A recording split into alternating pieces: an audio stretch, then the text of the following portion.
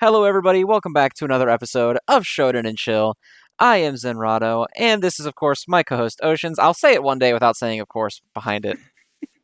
Well, next time you can say something like naturally or something. As is tradition, this is my co-host Oceans.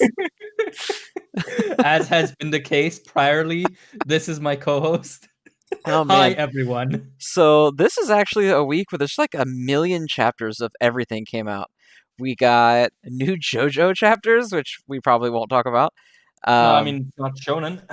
we got, well, I mean, Diamond is Unbreakable released new Viz English chapters. Yeah, I mean, just read and watch JoJo, guys. for Like, the love of that's the God, yes, takeaway. do that. Yeah. Kaiju number 8 dropped. We got Dragon Ball Super and Boruto, for better or for worse.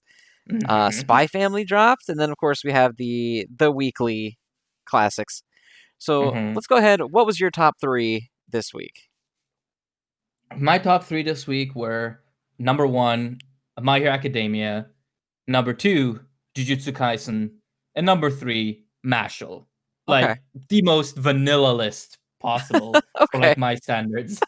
that's No fair. upsets there. What No, about you, no, my no guy? excitement this week. My Yeah. top 3 was number 1 is Jujutsu Kaisen, number 2 is My Hero Academia, and number 3 is Undead Unluck.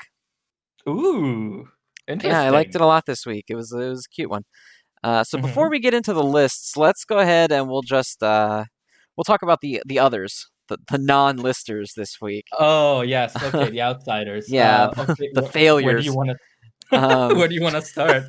let's start with Phantom Seer because that one is the furthest back on the list in the app that I'm looking at for reference right now. Okay. Was good. It had a giant lady in it, and it made me feel tingly.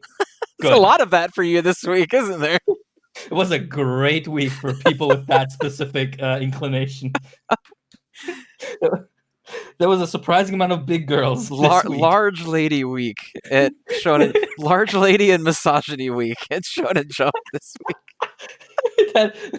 It had to balance itself out. Yeah, Davi had to set the record straight, keep everything together.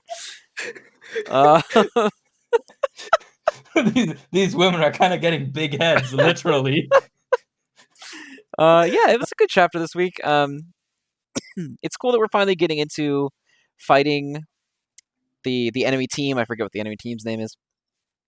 The beckoning hands, or what? No, the beckoning hands is like what Ibetsu is. Oh, It's right. something else hands. Hmm. Conjuring hands. I don't know, something like that. Um, Conceiving hands, something like conceiving that. hands. That sounds right. Is that it? Okay, there we go. That sounds right. That might Maybe, be it. Uh, maybe we'll get comments. yeah. Well, people will tell us. Um, Uh-huh. it was a cool fight. I like fights like this because it's not really a fight. It's just Hmm. like, oh yeah, my doll has crazy powers, and yeah, it was a super crazy power. Like it it puts its own personal angst inside of you. It's a Hmm. very weird power. Um, and then Tengu Man is back, and I really like Tengu Man. Anytime Tengu Man is here, I'm all right. I'm having a good Hmm. time. Yeah, I really liked like the final page where he's squaring off with the puppet lady, and she's like, "Don't you like playing with dolls, Tengu Master?" And he's like, "It appears not, Doll Master." And it's like, let's go, the shit talk and the like Yeah, parallelisms. I'm in for it. I like it. I mean, there wasn't too much craziness going on. I mean, it still had obviously the art, but a lot of the horror stuff was at least more subdued this time around. Hmm. It's Hmm. just creepy tall lady. that's the Yeah, that's most of the horror elements in this. And she we looks. might go a whole arc without Iori bailing us out with the shadow powers, which would be pretty interesting to Hmm. me. I like that. Hmm. It feels like Yeah, Iori has like. always had the last word in a lot of the fights up to now. So it would be very cool to me if the backup team finished this by themselves. Hmm. Yeah, like he's pretty much incapacitated now, unless they have some sort of like super healing shit that they can just inject him with. He's literally filled with fire and brimstone and hatred right now, so kind of doesn't seem fighting fit. Another thing that I noticed is that the lady looks a surprising amount like the Resident Evil lady. Oh, like the Resident Evil 8 vampire lady? Yes, She does a little exactly. bit, yeah. Similar She does look outfits, long hair, tall. very big. Yeah, so That's interesting. But yeah, this was very much like a transitional chapter, I feel like, because the amount of stuff that happened wasn't super substantial, but that really doesn't bother me at all with Phantom Seer because it has such a great art style and a great way of communicating those transitions that like you're never bored, right? Like you're always looking at something cool or you're always getting some new insights into powers or the world or the plot. And I feel like that's all I can really ask from it. Like this wasn't anywhere near chapter of the week for me, obviously, but it's a good chapter. Yeah, it Um, was fine. I mean, I like that now we've seen a little bit of her power in exchange for getting to see the Tengu guy's power last week, and now they're going to fight next week, and we know what both of mhm, them can do. It's going to be a good fight. I like that. mhm. It's a good Yeah, setup. It's kind of a simple setup, but it's a very good setup. So yeah. It's basically two Pokemon masters fighting, pretty much, yeah. and I one of wonder what has them. type advantage, Tengu or Dolls? Well, dolls are made out of like ceramics, like those type of dolls, So would they be like ground type? I guess. And the Tengu, oh my god. Okay, there is one Pokemon based off of a Tengu, and that's Swifty or Shrifty, whatever it's Shift called. tree? Shiftry, yeah, there you go. And he's a plant guy. Well, yeah. So So he's super effective against ground type. So that's good. spoilers. Dun dun. We figured out who's gonna win next week. The Senju Doji is just going to be Ash Ketchum. The reason we don't see her much is because she actually is really weak because she doesn't know type matchups at She all. doesn't know type advantage, so she loses all the time. So that's why she has this other team. Yeah, exactly. Oh my god! Like the fact that this is completely off topic, but the exact moment I stopped caring about the Pokemon anime was when Ash in Unova, 5 regions in, forgot about type advantages and matchups. I was like, okay, Yeah, Ash has to get that selective amnesia at the beginning of every season where he stops remembering, yeah, and then Pikachu has to be like not good anymore for a while. yeah, Yeah, yeah. Pikachu has to get de-leveled. I mean, the most recent series actually is a direct continuation of Sun and Moon. No, so I think there is so. actually Yeah, people yeah. are talking very highly about the current season, which is nice. Yeah, because isn't the premise that Ash now is the Alola champion, and because of that, he gets to, like travel the world and complete the Pokedex, and he has this one Little sidekick kid, boy. Yeah, yeah, voiced by Deku. is it voiced Um, by Deku? That's funny. in Japanese, I don't know who voices him in English, but I'm always so conflicted with Pokemon because on one hand, the dub is genuinely pretty bad, but also it's the only language in which I accept Pokemon. So it's really, really annoying because I cannot stand Lizardon, man. Oh yeah, Lizardon. No, I'm not about Yeah, that. What's yeah. Squidward's name? Squidward. Oh my god. Squidward. Squidward's name is Squidovardo. Squid. I'm tired, man. I was up till 6 a.m. last night. Oh Um, Jesus, this is Squirtle. What's Squirtle's name in Squirtle. Japanese? Isn't it like Something Zenigame or something? Zenigame. Yeah, I think That's so. nuts, man. I can't do that. Yeah. Um, But okay, so Phantom Seer was Pokemon out of 10. yeah, That's it. Unova Pokemon out of 10. All Exactly. right, so just continuing on with the list, it looks like the next mutual one is the Elusive Samurai. Oh yeah, that happened. Yeah, it was a chapter. Yeah, Like it was. it kind of felt like a step back almost toward the chapter one of like time for some exposition on what the hell you're gonna do for a bit. Mhm. And they're gonna find a pig next week, which I'm actually kind of excited for. Yeah, Um, that is cool, and I do like that like the main villain is getting built up more. Like that panel where he opens his eye and it's just like a bunch of eyes squished together. Like that's some horror type shit. yeah, and they're like coming out of his eyesight. It's gross. Hmm. And Yeah. yeah, and it's crying and everything. I'm not. Yeah, that's nasty. Mm-hmm. And the Goku reference was cute. Mm-hmm. And Um, I also like how at first it's like, oh, you've saved our kingdom, you can take any job in the government you want. He's like, oh, I require no government job. I am just a mere soldier. I'm like, oh, okay. He's like honorable and shit. And then it pans to behind him to like his 100 corrupt retainers, and he's like, you should put them in charge. I'm like, oh no, this is just like a yeah, pyramid scheme. it's not good. It's Yeah, not good. yeah. But yeah, like kind of. just a nothing chapter, really. Like just getting us from one thing to the next without super engaging with me much. Like I am starting to get tired of them just talking about what they're gonna do next. Like I Yeah, wish there was a I think bit more every like chapter really needs doing. to stop being like, okay, so this is now how you're going to retake your kingdom. This, and this. Exactly. Oh, you did it. Okay, the next step in retaking your kingdom. Like I know that's what he wants to do. And I Yeah, guess they exactly. have to like set it up a little bit because, he doesn't know jack shit and the priest knows everything. But after a while, it's like, fuck, just do stuff. Yeah, I think to an extent, and that's just kind of the vibe I'm getting. This is based on nothing.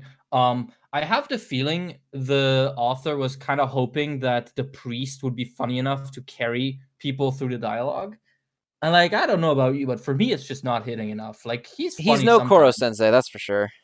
Exactly, exactly. He's not the character I look forward to having on each page, right? Yeah, I Like, think he was counting on him being like a breakout character, and he's kind of not. I, mhm, I like him.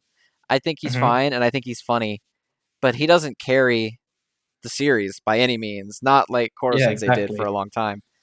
Mhm. Um, I don't know. Well, I'm hoping that like chapters stop being kind of one-offs. Like they haven't been straight up one-offs, but it's been a lot of very small, subdued little things. Like Mhm.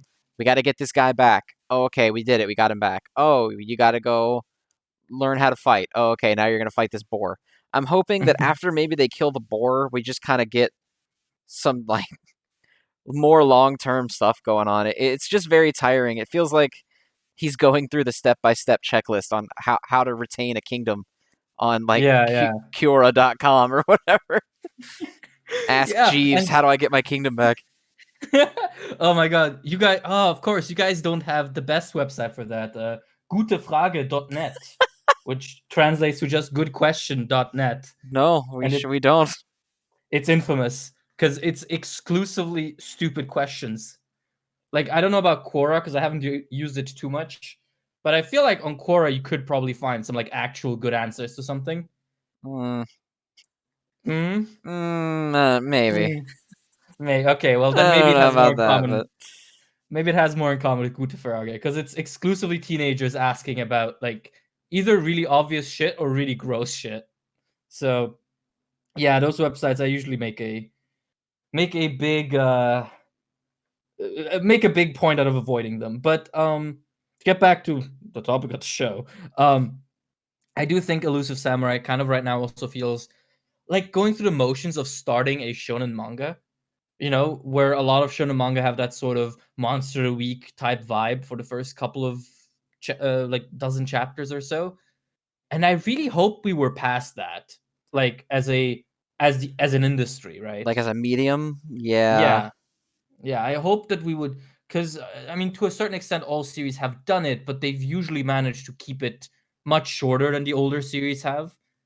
Like, if you compare it to My Hero Academia or Black Clover or even Jujutsu Kaisen, like they immediately jumped into their main plot. And while they had like one-off scenarios at the beginning, they were always tied into a grander narrative. Whereas right now, this kind of just feels like Hitman Reborn, where it's like, oh, you will at some undetermined point become the mafia boss. Here are 20 episodes of you meeting random people and telling them that you're scared of them. Oh We're my gonna get god. people angry in the comments about that one. Oh, do people? Oh wait, yeah. Actually, have you seen or read Hitman Reborn? I haven't, but people Oh, talk about it at me all the time. well. So here's the verdict: just don't. Okay, that's fair. Just just don't. It's a waste of time. Oh man, I'm not ready for the notifications on this episode. Uh, I mean, okay. To cushion the blow, it has some really cool shit in it, and I love the power system, and it has some really cool characters in it, and I love that it's like a mafia themed shonen because we almost never get that. Like the only other one I can think about is JoJo Part 5, and that has nothing to do with mafia really. Um, no, yeah, but oh my god, like the main character in Hitman Reborn, basically all of his character development is tied to a power up he has occasionally, and whenever he's out of that power up, he just regresses back to episode 1. and it wouldn't be so bad if you weren't like just the whiniest fucking sack of shit I've ever met in anything. Like Oof. it's Oof. he is the character people think Deku is. Oh no. Oh no. All right. All right. We're moving on. This is danger zone territory. uh, Elusive Samurai, good. Good, but kind of getting boring. Elusive Samurai, Tsunayoshi out of 10. Not as boring as Build King. Anyway, Oh. I see this is the get people mad section of the no, there's podcast. like 2 people that like Build King. Um, that's that's true. so the next one on the witch, I just spoiled it. Next one on the list is Witch Watch. My surprise love. I really liked it. Like it just keeps being fun. It keeps being like fun within a framework of reason that I'm like, okay, no one is annoying me here. Like the girl is a bit clumsy and she's a bit ditzy, but she's not to a point where it's ridiculous. She's just kind of silly, and I'm cool with that. And the guy's overly serious shtick is kind of funny. And we did get blessed by another huge lady, so like, what can I say, man? I'm a simple guy. That's all it takes. That's really all it The humor in takes. the show is still really good. Show. I keep saying show. Humor in this Wow. series is really good. It has some referential stuff, which normally we Mm-hmm. make fun of, like with Mm-hmm. Roboco. But Mm-hmm. in this, they actually used the reference to make a joke, which Mm-hmm. I liked. Because at first, it just seemed like the joke was, oh my god, his hair is tall, just like Gon's hair in that one time from popular Mm-hmm. TV series Hunter x Hunter. I said the Mm-hmm. X. Don't get mad at me, internet. But then it cuts to her saying, "Oh no, like did he forcibly age himself up because he wants to kill himself? It's gonna be really hard for me as a teacher to handle that." And it's like that's funny. Yeah. That's actual good referential humor. Is that you're making a Yeah. joke on the actual thing instead of just the joke being he looks like a Hunter x Hunter character. Well, that, and also I really like that it sets it up earlier by the teacher saying, "Oh, I am into manga." Wait, I can't tell them I'm into manga. I'm into mamba. Yeah, Like, because she thinks that, and then everyone thinks she's weird anyway. yeah, but then of course she's the one that recognizes the Gone reference, and she's like, "Oh Hmm. no!" Like that's cool. Yeah, like the Yeah. humor is still hitting. I would absolutely. I mean, it's better at chapter 3, right? Like if we would be getting bored with this at chapter 3, that'd be kind of a problem. Build King. Um,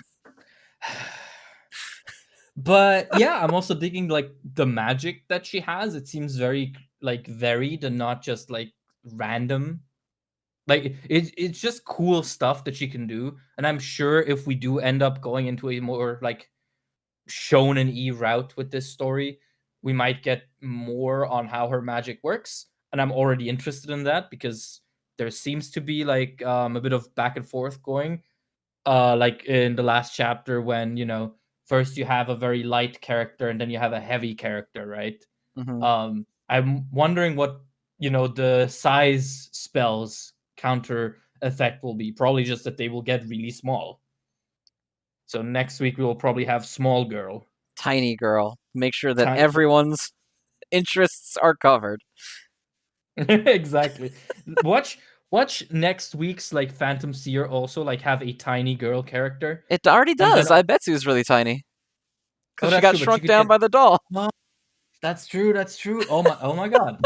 And then we need Elusive Samurai to make a reference to tiny girls because it made a reference to big girls this week. It's all coming together. It's all Um, coming together. Size Twitter will have a field day with this one.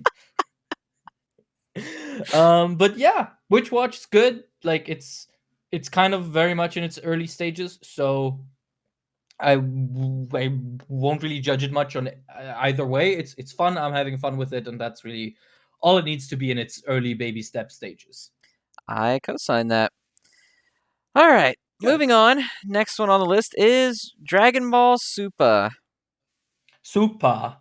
Um, it was good. I Yeah, had I fun. kind of liked it. There's parts of Yeah. it I didn't like. That I was like, this is fucking dumb. But there are parts of it Mm-hmm. I did like. I like that the old Mm-hmm. Namekian with granola was like 7 is way too fucking many. Nobody can get that. Just do 2. Like you got to do all 7 of that. This shit's ridiculous. And so there's only 2. Mm-hmm. I don't know. I like all the granola stuff so far, but I don't really like any of the stuff with our actual characters. Well, what the hell does that say about Dragon Ball's current state, eh? Yeah. But I do agree. Like the granola stuff so far is really intriguing. Like I like how it adds onto the lore of the Dragon Balls, where it's like you just need an elder Namekian, and they kind of can decide how to do it. And obviously, having a higher number makes more sense because they're more protected and whatnot. But obviously, that also means that anytime you want to actually use them for anything good, you have to collect multiples of them. So I do appreciate that there is this sort of variation to it now, because now we can actually, do more interesting things with Dragon Balls, right? Like, I could imagine later down in this arc or the next arc, we might even get to hear that it doesn't have to be Dragon Balls. It could be something else, like other gemstones or other objects that could be imbued with the power to summon the dragons. It could be stupid, but at least it's something new that is not like Yeah. completely Well, I think with Dragon resetting. Ball Super, I'm resigned to the fact that it's going to be stupid. So if it's going to Mm-hmm. be stupid, at least be interesting and fun at the same time, Yeah, right? yeah, and Like you can have stupid and still enjoy it. mm-hmm. Yeah, and I'm also interested to see like how the new dragon is going to fulfill a Granola's wish, because I think they say that the new dragon is weaker, right? Or like not as strong as the original Namekian dragon, Porunga. Uh, that would make sense. It's just this tiny little fella Axolotl. that made Yeah. it. Just this old man. Yeah, the Um, dragon itself is just like an axolotl instead of a real yeah, he dragon. just looks like a little. I kind of like his design though. I like him more than Yeah. Super Shenron. Oh yeah, definitely. Uh he's based on one of the coolest amphibians in the world, the axolotl, which anyone who's interested in amphibians, go look up axolotls. They're fantastic. They are basically immortal, and we're using them to research how we can regrow human cells. Nice. Yeah, I know. I like that. Trivia of the week. Goat raw. um Kino amphibian. Kinographic. I just imagine us like going up to like a frog and just screaming raw at that poor animal. In his little tank. Um, yeah, make sure it's not too gay. But I also just like Granola as a character. He seems kind of cool. Like he's kind of just a revenge guy again, and we've had a lot of revenge guys, but he seems more reasonable about it. Like he seems like he thinks about stuff more thoroughly than people like Vegeta did. Because Vegeta, when he was still the revenge boy, he was very much just, I have to kill Frieza and get stronger. No, Kakarot, now you're stronger. That's the best Chris Sabat impression you're Great gonna get job. out of me. 10 out of 10. So I like that Granola seems more somber and more like settled into like his situation, and that Frieza's revival kind of rattles that, but he still remains relatively like just level-headed. I will say it is a bit boring that his wish is just make me the strongest guy, but I hope it will be compensated by the way he becomes strong being interesting. If this new dragon really is weaker than the other dragons. And yeah, other than that, besides that, we just have the stuff on Beerus's planet, which Oh god, it was not good.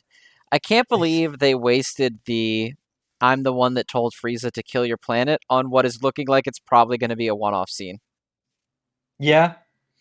I do like that Beerus's whole advice to Vegeta kind of boils down to just don't be bad next time. Yeah, just suck it up, bitch. Like he literally says, "My mind is always on fucking blowing shit up, and that's why I can blow up so much shit." So if you don't stop thinking about being a little bitch about the Saiyans, you'll never be able to blow up shit as good as me.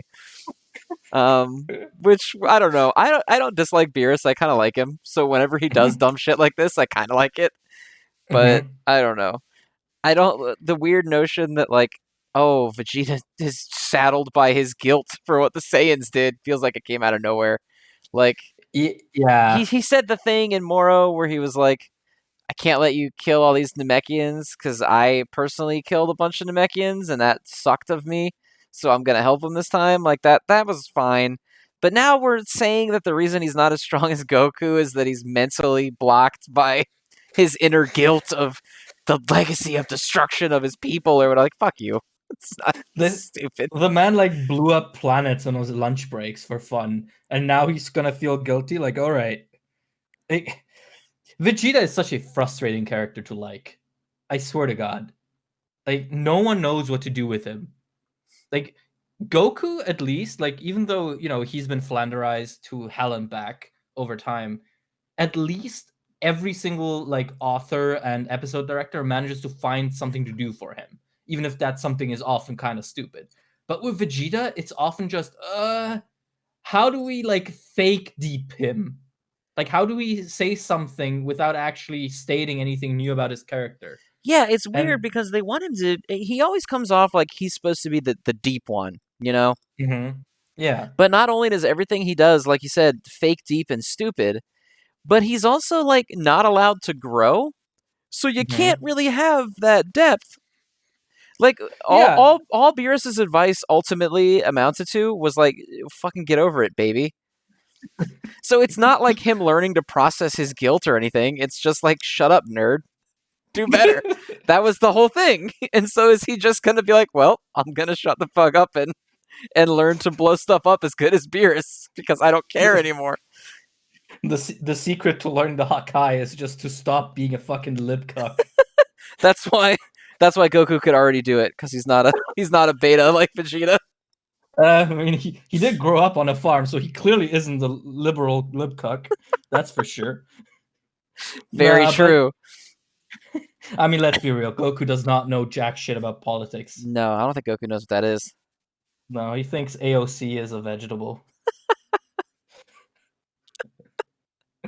um, but yeah, I mean, what you mentioned Beerus, and I do like Beerus, and that's something that's been consistent throughout his entire tenure in the series, because he kind of feels like a and oh my god, like I'm just gonna say this knowing full well that I'm gonna get added by like Dragon Ball Twitter later tonight about this. But he feels like a more progressed Goku.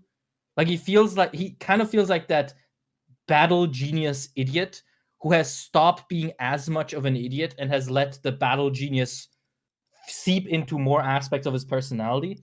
Like he is still a dumb idiot who just wants to blow shit up, but he seems sort of wizened through his years. Obviously, he still comes off like a kid, but there are these sort of more matured elements to his character that make him feel like just what Goku might become if he was allowed to grow. Right. If he was allowed Which to not be the same Goku that from 1989 or whatever. Yeah. Yeah, exactly. Um, yeah, I mean, what more is there really to say? Like Dragon Ball Super just keeps spinning its wheels, and occasionally it gets to some good shit like Granola. Yeah, But whenever I'm so scared for Granola because like I like him right now, and the Mhm, reasons that I like him are so antithetical to what Dragon Ball does that I'm mhm. positive they're gonna fuck it up for me, and I'm gonna like it Yeah, less very soon. yeah, like it is feeling like that because now it starts with the wish to become the strongest, and you can be absolutely sure that's gonna be like a form change probably. Yeah, he's Um, gonna get some kind of power up. yeah, and he's probably gonna start looking more like Cell or more like Boo, He's gonna look like because so. he just grows like weird bug wings, They and just give him fucking bug wings and like the little head thing. and like Granola's like, Dragon, are you sure this is necessary? And he's like, it's in the contract. He I just don't turns make into the Broly. rules. Oh, that's weird. I look different now. Yeah. You're the fan voted most strongest character on Twitter now.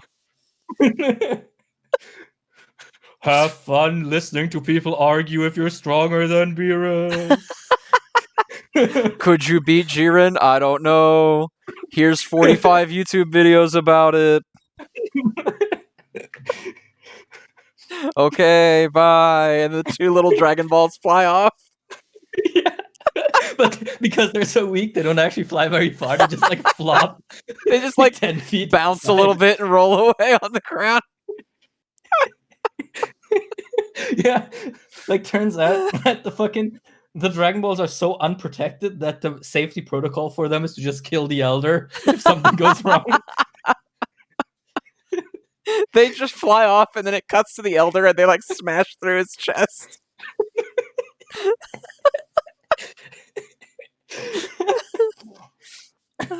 The dragon just pops out again and asks Renola what his greatest feat is. I'm making your respect thread. I need a list of your best feats. Can you also attach some pictures of your eyes? Like an anime aesthetic account, like the eyes of the granola arc. And it's one picture cut into 4 pictures. Exactly, but they don't line up.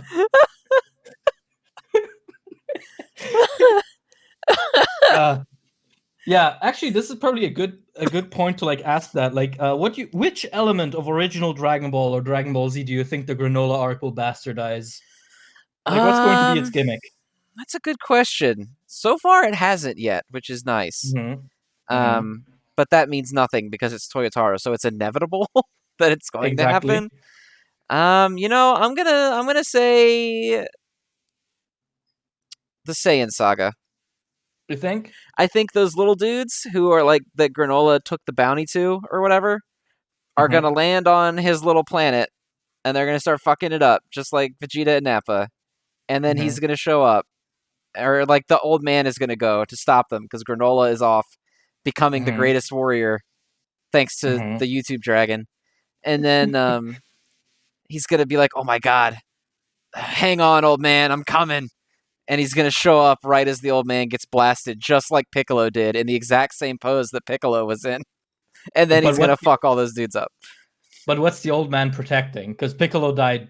The little bartender guy that gives him the extra bottle of water in the beginning of this chapter.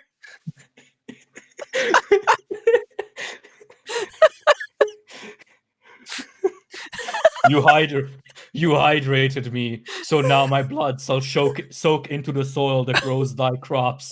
And he's like, what did he say? I never learned Namekian.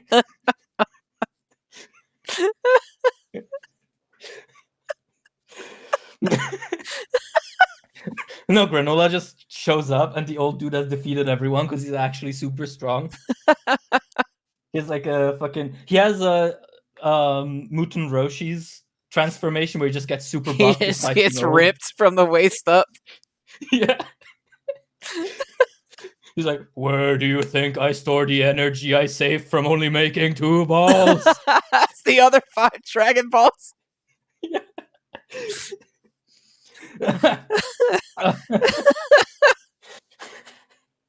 Oh my god. The poor Namekians, man. Like, they're just they're kind of just the victim of every single arc, one way or another. Yeah, can they just catch a fucking break, please? Every single arc, it's like, oh, the bad guy needs Dragon Balls, and the Namekians have those. Let's fuck them up and give him the Dragon Balls. I mean, at this point, they just need to hold a public vote whether or not to keep the Dragon Balls, if that's even still worth it. Yeah, at what point are they like, we need to just jettison this shit into the sun? Because we've been genocided so many times.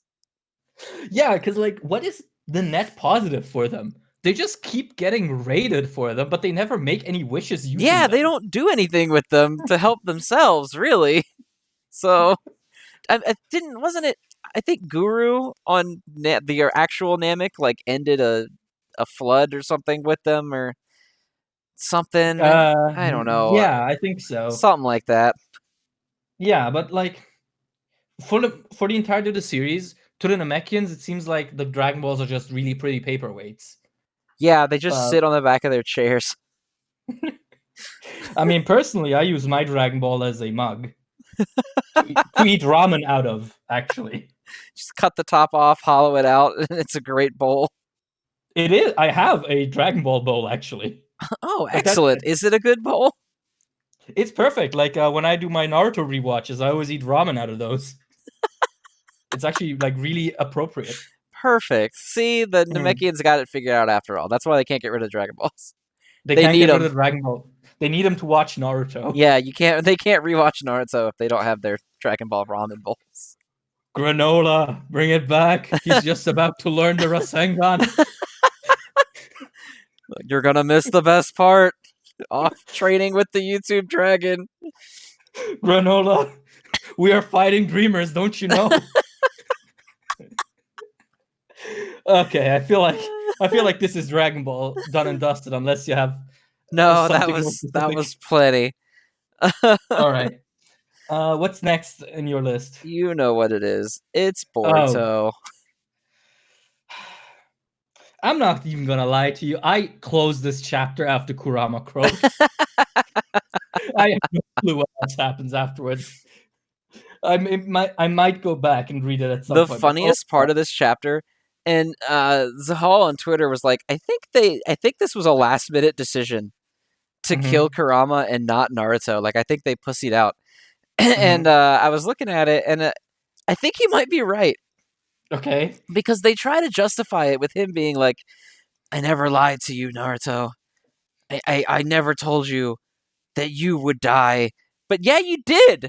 If you go back and read the other chapters, he totally did. He constantly said like "our" and "your" and shit. Like, we No, you have to see, beat him before our lives run out. But then in this one, he's like, "I never once lied to you, my friend.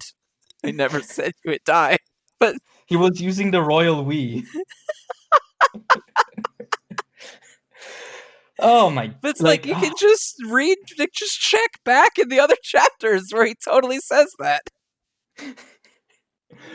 but you know, I pray for the poor soul who actually felt something during this like send off, because like fundamentally it is a sweet scene, right? Like it's not offensively bad.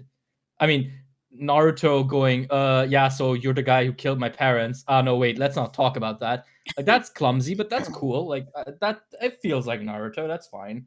But I wish I could like feel something about fucking Kurama dying, but I can't because in my mind, every Naruto character has been dead since 2016, right? Like it's just Yeah, it's it like doesn't register. it's a cute moment, and I like it in a vacuum, Mm-hmm. but it feels like in service to such bullshit. Like, Mm-hmm. it's only because Naruto has to get weaker so that he Mm-hmm. can't carry, and Sasuke had to get his eye cut out by a possessed toddler so that he Mm-hmm. can't carry anymore. And Mm-hmm. now they're in danger because they're weaker now. Mm-hmm. And it's like, okay, you really had to kill a character just to nerf Naruto? Yeah, I mean, I think Neo said it best. Like, can Boruto manage to stand on its own legs without shitting over every other beloved character for once? Like, it feels wrong and disrespectful and just I'm not happy, Zen. I am not happy. Uh Breaking news. Oceans is not happy with Boruto. Shocking. Will the stock market survive? Like look at this. Look at this shit. I am looking. Yeah. Why didn't you Since you tell me about expected this power? Because you'll fucking die, Naruto. And then 5 chapters later, it's like, I never told you that you would die. I never lied to you, my friend. Yeah, and It's like in plain text right there. it's so annoying too because it's like Kurama's and Naruto's relationship from the original story was actually really good, right? But now canonically it ends like this, and I'm That if I'm that not doesn't happy. sum up Boruto, I don't know what does. Like, Yeah, you yeah. have the end of Naruto always felt like it wasn't the greatest thing ever by any means. But it Mm-hmm. was cute, and you were like, these are these characters that I like, and to me, they kind of earned at least a chance to be happy. And now Mm-hmm. they're all just old and miserable, and getting fucking obliterated canonically so that this shitty Mm-hmm. child can sell more toys or whatever the fuck they're doing with him. It's Mm-hmm. like, Yeah. oh man, what a great usage of these legendary characters. Well, actually, no, we are the idiots here because actually, this is all just Kishimoto's master plan to finally give Sakura her big character arc because she's now the only member of Team 7 that is still like fighting fit. She's the only one that has her a full power set. She is the only Team 7 member that hasn't been grossly nerfed. Like, Kakashi does not have the Sharingan. Sasuke lost like 7 eye powers at once. And Naruto lost his pet. Like, That's true. Sakura. She's the new Hokage. They're gonna go back and be like, Naruto, you're weak as shit now. Sakura's the new Hokage. Yeah, because Sakura actually invested in the one thing no one can take from you, your fucking hands. Like, Naruto skilled beast tamer, and Sasuke was like, "Oh yeah, I'm gonna drink eye drops and see how that works." And Sakura was just like, "I feel like getting really fucking strong." I feel like punching so hard, and it worked Yeah, out. I mean, hey, if we can get another peak for Sakura on the level of her versus Sasori, I'm good with that. Like, I don't care about Sakura's plot enough to really be miffed if she gets like a random ass fight that has no context for the story. If I can see Sakura kick some ass, that's already cool. Because I'm not invested in her to a point where I need to know the context behind why she's throwing hands. If she's throwing hands, she is good. That's true. Sakura throwing hands is also cool. Whenever she fights, Yeah, she does like dope shit. Way yeah, yeah. cooler than like my illusion eye was countered by your illusion eye. Sakura just like, oh shit, I think he's below me. Let me blow up the whole ground that we're all standing on. Oh my Shit's god, raw as fuck. is this going to be our epiphany now that Sakura is the actual best character in Naruto? Are we having a best Genus moment over Sakura? Is that what we're doing? We could be, because honestly, Naruto now is probably going to get demoted and let's be real, probably going to fall into alcoholism, right? Like, it fits. He already like hated his job and neglected his kids, and now he doesn't have his magic glow stick fox pet. So now he's got exactly. I can't turn into rave mode anymore. So now I guess I mean he's got like sage mode. I guess he's probably still very strong, even though Probably, Kurama was yeah. like, you don't have strongness anymore, so I mean, don't get killed. the problem is that, right, Naruto's whole deal was that he could pull off really difficult jutsu at like a massive scale because he had almost infinite chakra. Like, that was his whole claim to like power. But if he doesn't have infinite chakra or almost infinite chakra, then he doesn't like, can he still even do the crazy shadow clones he used to Yeah, be like able the to do? thousands of clones. I don't Yeah, know. probably not. And like, that's also the problem with Sage Mode. Like, so much of his perception of power was based on him just being able to pop shadow clones like it's nothing. So yeah, he is like, Naruto is going to fall into like substance abuse almost definitely because he's also going to lose his job because now he's literally reverted back to a genin pretty much, which is funny because he never graduated past genin anyway. Sasuke is a fucking cyclops now, and he literally only ever invested in his stupid eye past the point where he got it right.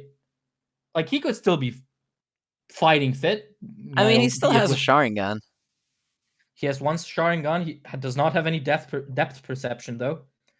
True. Um, so So like he's the got one only eye, he's person. got one arm. The leg's next. He's losing a leg next. Oh my As they god, he's just gonna progressively nerf him into the ground. That's the next they're thing to gonna go. they're gonna rename him Monosuke because he only has one of everything. One of everything. Yeah, so like the coolest character by default is Sakura.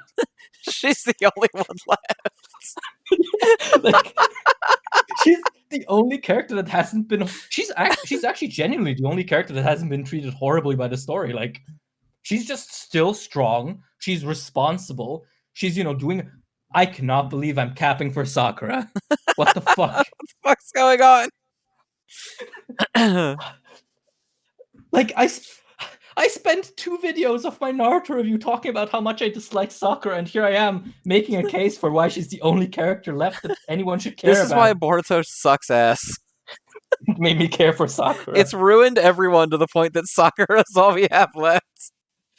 Okay, I will say I like Shikamaru in Boruto. Shikamaru is awesome. Just because he doesn't get to do very much, and when he does, he's just being Shikamaru. Yeah, he doesn't get to do much, so he's just gets off-screened by like all the bullshit of Boruto, so you don't have to deal with it.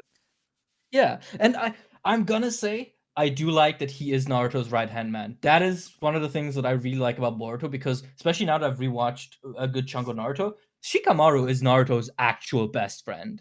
Like, they have so much more like friendship chemistry between them than Sasuke and Naruto ever did.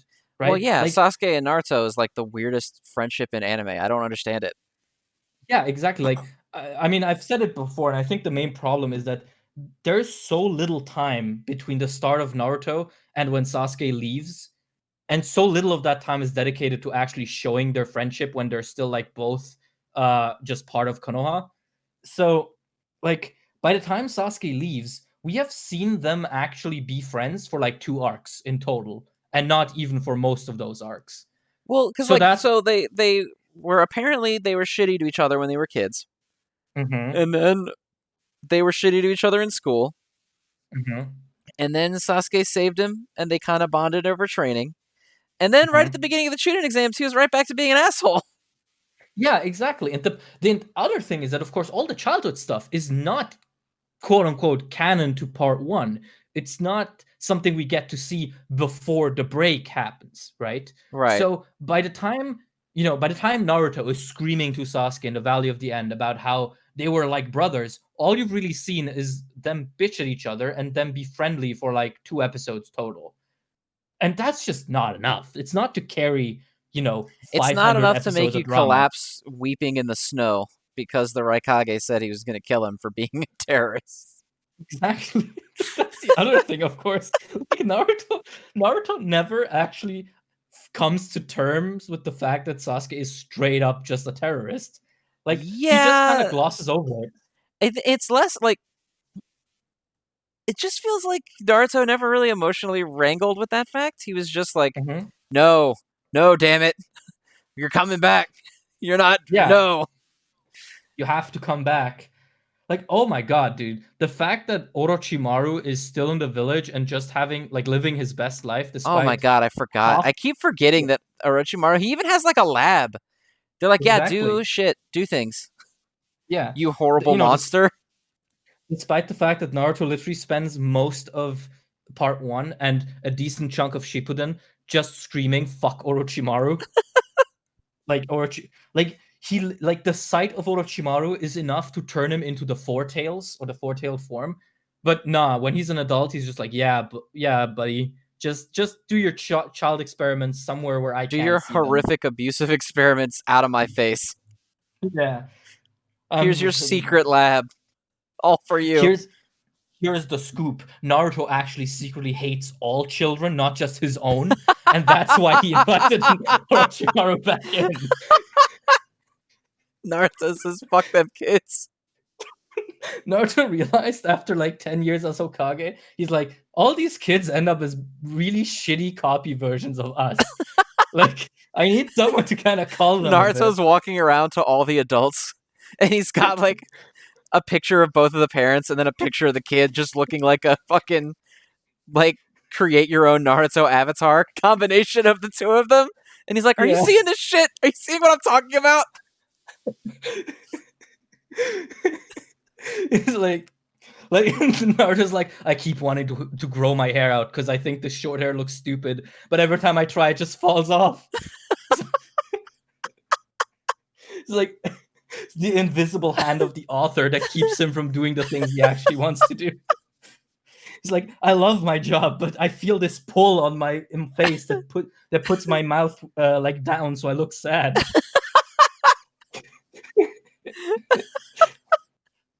I've always wanted to be the Hokage, but for some reason I'm really upset about it now.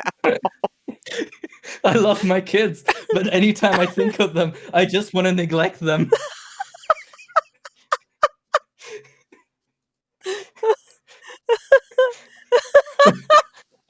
Like I still hate Orochimaru so much. I want to go and punch him, but every time I do, all I can do is give him a very firm handshake.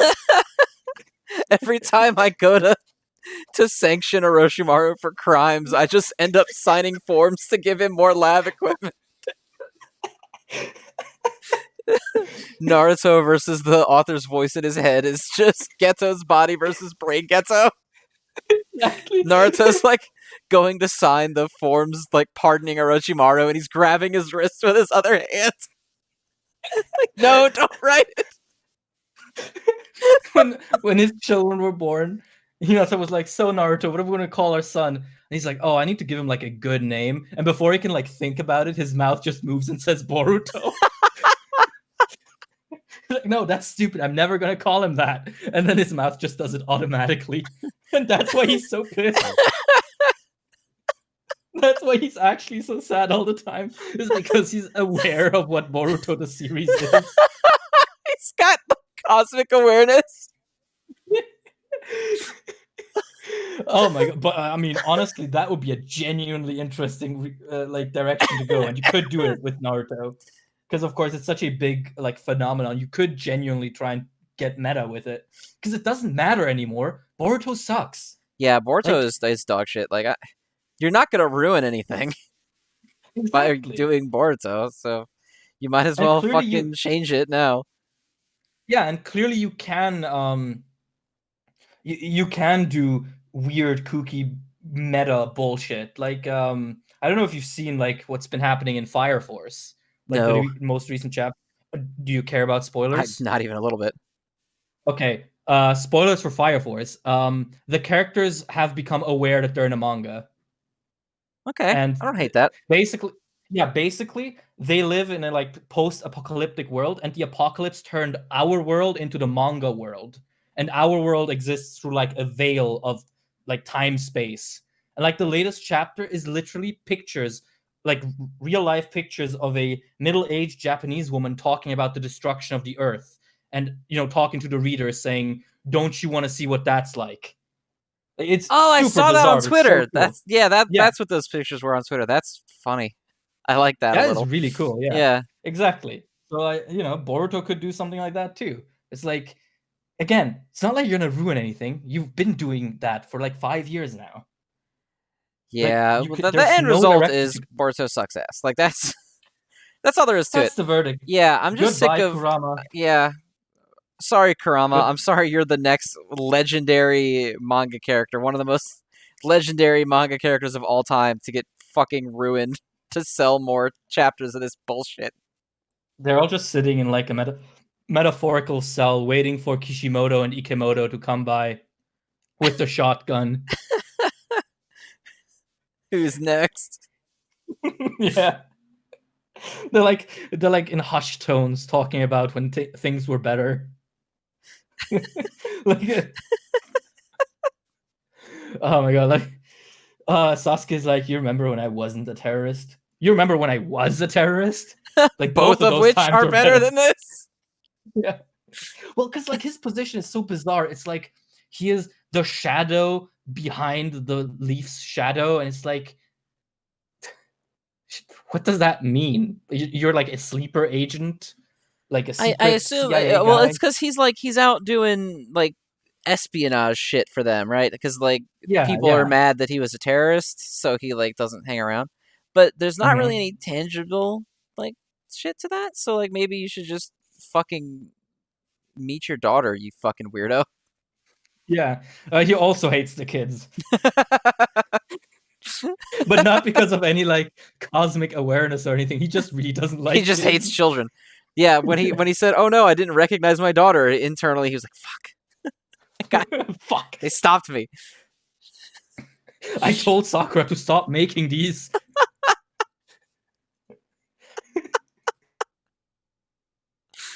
Oh man! All right, well, Boruto's ass. We did it. We figured it out. This is the one time we figured out Boruto's bad. Never had that thought before.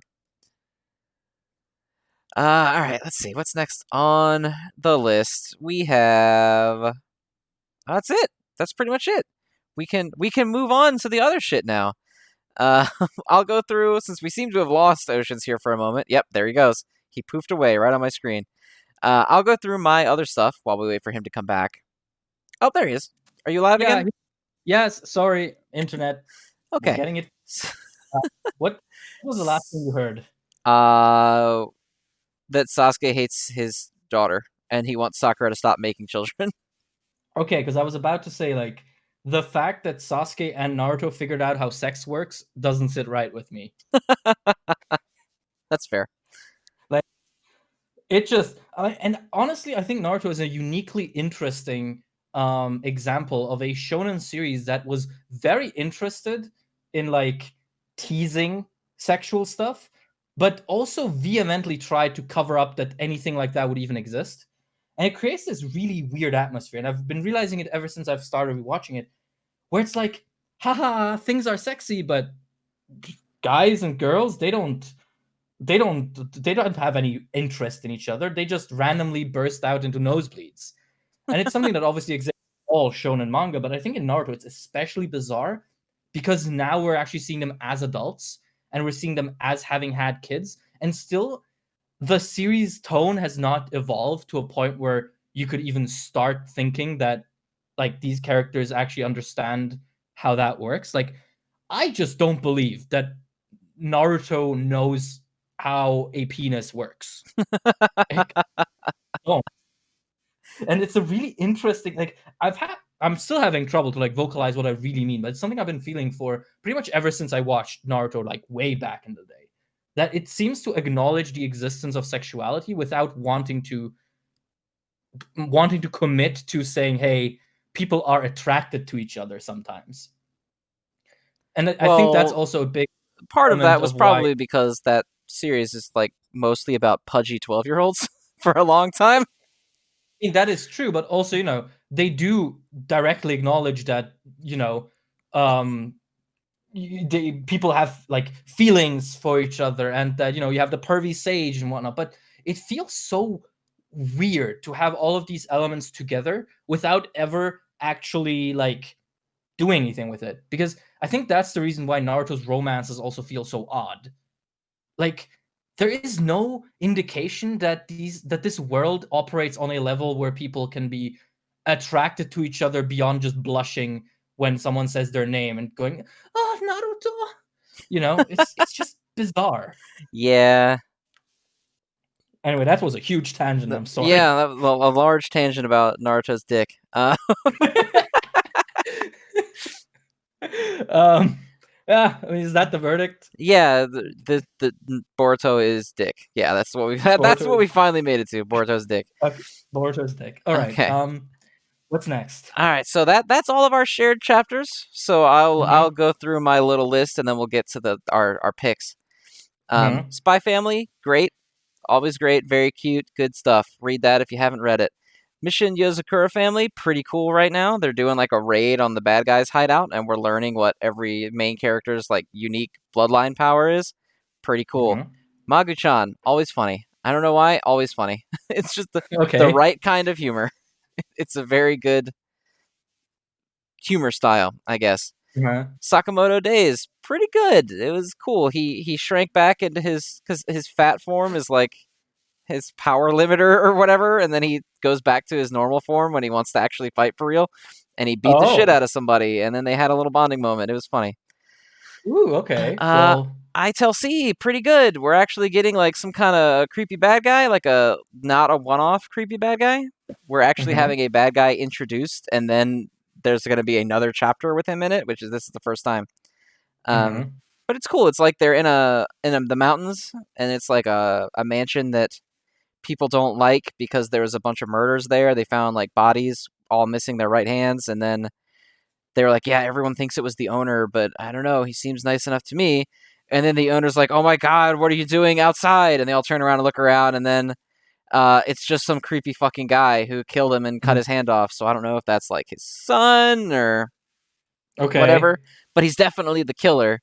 And then he's Mm-hmm. moving to attack the girl, and then we'll see what happens next week if she falls in love with him or something. I don't Okay. know. Dr. Stone, super good. Shit is like very stressful right now because the bad guys have guns now, and Oh. Senku's team very much does not have guns. So they're figuring out how they're gonna fight them, and they just had another nice tactical move by Team Senku, which is always good. Mm-hmm. I finally read 9 Dragon Ball Party, the 9 Dragons Ball Parade, the baseball thing. Oh. It's a baseball thing. It's okay. I didn't hate it. I will try to keep up with it until it like drops me. Mm-hmm. Basically, there's a dweeb who is like a physically fit dweeb because he wants to be on the baseball team for like a really famous high school. Mm-hmm. And so like his talent is not about being extremely athletic. Like he's athletic enough, but his like main talent that puts him over the top is that he's very analytical. So he's able to like break Okay. the entire enemy team apart and figure out all their weaknesses and stuff. And the practice team that he's on during the tryouts wins the whole game because of him. And then they're like, Mm-hmm. yeah, we don't want you because we have people that do all that shit for us. We don't need you. We don't need your skill set. So he's all Oh. depressed. But then the pitcher who tried out on his team, who was like extremely good, like freakishly good, Mm-hmm. turned them down to go and recruit the Brainiac to make their own super special team. Okay. And that's what they're going to do now. And then they've met this girl who offered them scholarships to their school to make a baseball Mm-hmm. team there. So I guess they're going to go there. They're going to make a team now together. Okay. It's cute. It's not great, but it's cute. I like it so far. And that's that. So now we can get into the lists. Let's do Mashle Mm-hmm. first. Okay. The gag of Mash and the other guy immediately dropping Dropping their the gems crystals. fucking It was killed me. so fucking funny. Like it was funny when Mash did it because I had a feeling that was gonna happen. He was gonna do, or he was gonna like hold it too hard, and he was gonna Uh-huh. break it. But then it cuts to the same, and it's the exact same pose when the other Yeah. guy drops it too. I also like at the beginning when Mashle gives like his big monologue. Oh, strength comes in different forms, or does it? Wait a minute. What's strength? Yeah, he confuses himself. Yeah. Mashle is just always such a good time. Like, I am never not having fun with Mashle. It's insane. And like now we're actually progressing the story, but we're managing to do that without compromising on the comedy. Like usually a joke like, oh, 2 of 3 contestants kind of fail before the thing even starts would be a bit obnoxious, but in this case it's played wonderfully and it creates some pretty simple but cool stakes. Now it's like, okay, we need to go protect the small guy who still has his gem. Right, yeah, because the only guy who Um, has the gem is like the least fighting capable of the three of them. exactly, exactly. So I really think that is just a really smart way of immediately establishing this is what we have to do, this is why it's important, and this is how we're gonna do it, while also being really funny. Like I was kind of expecting it to happen with Mash, as you said, but man, I wasn't ready for that page turn. The second guy doing it, I know it killed me. This when I saw the second guy dropped it. And there's some Yeah. interesting setup for the stuff that's coming. We learn about the guy's power, the swirly face guy. Mm-hmm. His power looks cool. He's stabbing himself with a knife, but then the wounds are appearing on the other guy instead. Mm-hmm. Fucking cool. I like that premise. Lance is Mm-hmm. on a different team. Mm-hmm. He is with the music note guy. So that'll be Mm-hmm. interesting if there's either going to be some infighting or maybe the music note guy is going to start becoming a more regular character. I don't know. I like that Mm-hmm. they have Lance on the team with like this obvious throwaway doofy looking guy, and that's the Yeah. guy who gets immediately taken out because he doesn't. They're like Lance and the music note guy are so like important and like fancy looking, and then Mm-hmm. the throwaway dude just has like a round head and little dot eyes, and just Yeah, yeah, immediately yeah. gets taken out. He screams B list. Yeah, like obvious B list that doesn't matter at all. And he Mm-hmm. gets taken down immediately. He's the first one to lose. Mm-hmm. Yeah, no, like I'm really interested to see where this goes. Again, kind of a running theme with Marshall. It's like I can't sit here and tell and like spin you a big analysis about how what this says about the human condition. It's just fun. Like I'm just having fun with Marshall, and I I'm starting, like, I've been thinking about it a bit because we do say that every week, and I'm really starting to appreciate that because sometimes I just don't need something to claim, you know, the the panacea of multiplicity of meaning in its writing or whatever. Sometimes I just want to see the funny man go punch and the funny man go funny. Yeah, well, I And mean, that's like the entire premise of One Punch Man, right? Like, it exists yeah. just to be funny, and then the dude gets decked, and that's good. And I like Mhm. that Mashle kind of fits that mold, but it's almost a little bit less comedic because there's more jokes. It feels like a lot of the Mhm. jokes in One Punch Man are that he one punches things. That's kind of the Mhm. joke.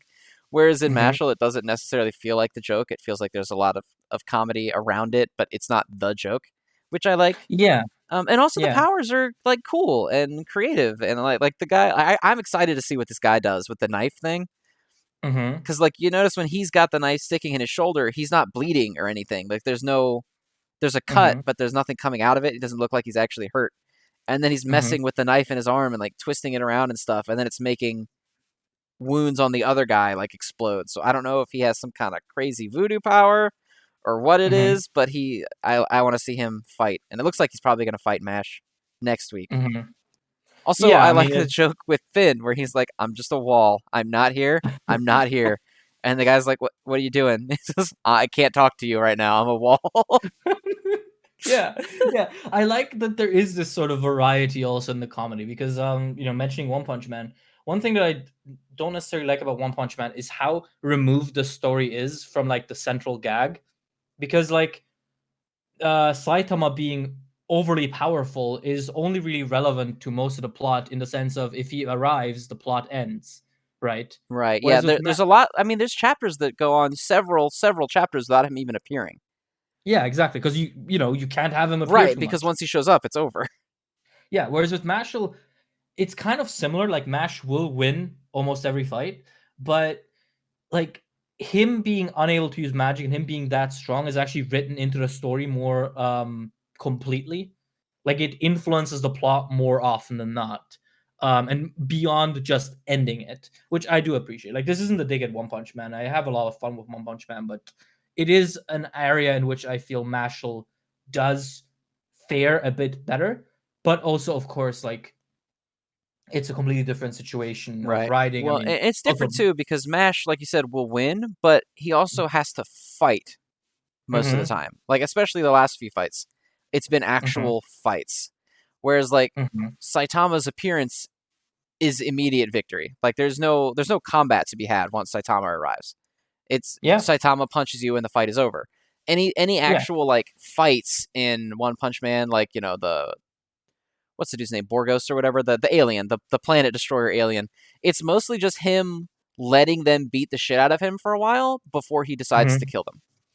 Yeah, I mean, did you play? I assume you didn't. The One Punch Man fighting game. Oh, of course not. But I know. Are you talking about the mechanic where you just hold out until Saitama shows up and then you win? Exactly, exactly. Yeah, That he's actually the One Punch character. Yeah, which credit where it's due. That's a cool like way to stick to your guns with a game. Next time maybe make the game good, but that's another story. That game kind of came up completely out of left field, man. yeah, It it just sure did. it just appeared. But yeah, like I think Mashle is on its way to really become something special. And I hope that we end up getting like both more substance and just more fanfare for the series itself. Like I know it was nominated for one of those manga that need an anime contests over in Japan that I think was won by Kaiju number 8 actually. That's fair. Kaiju number Um 8 is also awesome. yeah. But I would actually probably prefer Mashle before Kaiju number 8 just because Kaiju number 8 isn't far enough yet to really Yeah, Kaiju sustain number an 8 anime. isn't even close, man. It Yeah. needs a lot more content before it can get a satisfying season. Well, I mean, these plans often start early. If you think about the fact that Jujutsu Kaisen, um, the anime project was decided to be made when Volume 2 came out, and the anime came out when Volume 14 was being released, or Volume 13. All right, well that's So, fair.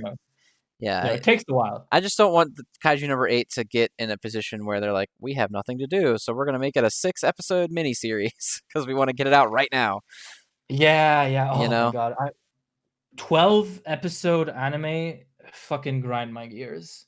Like, because it's just enough to get me interested, but not enough to satisfy me. Right. And I then, hate like, that so much. especially if it's an ongoing series, like, just wait, you know? Yeah. Because Yeah. Kaiju number 8 is cool, and they're obviously building a world here. Mm-hmm. Um, and I'd rather see where it goes than then be like, yeah, let's crank out like 5 eps, and then we'll wait 5 years to make more. Yeah, exactly.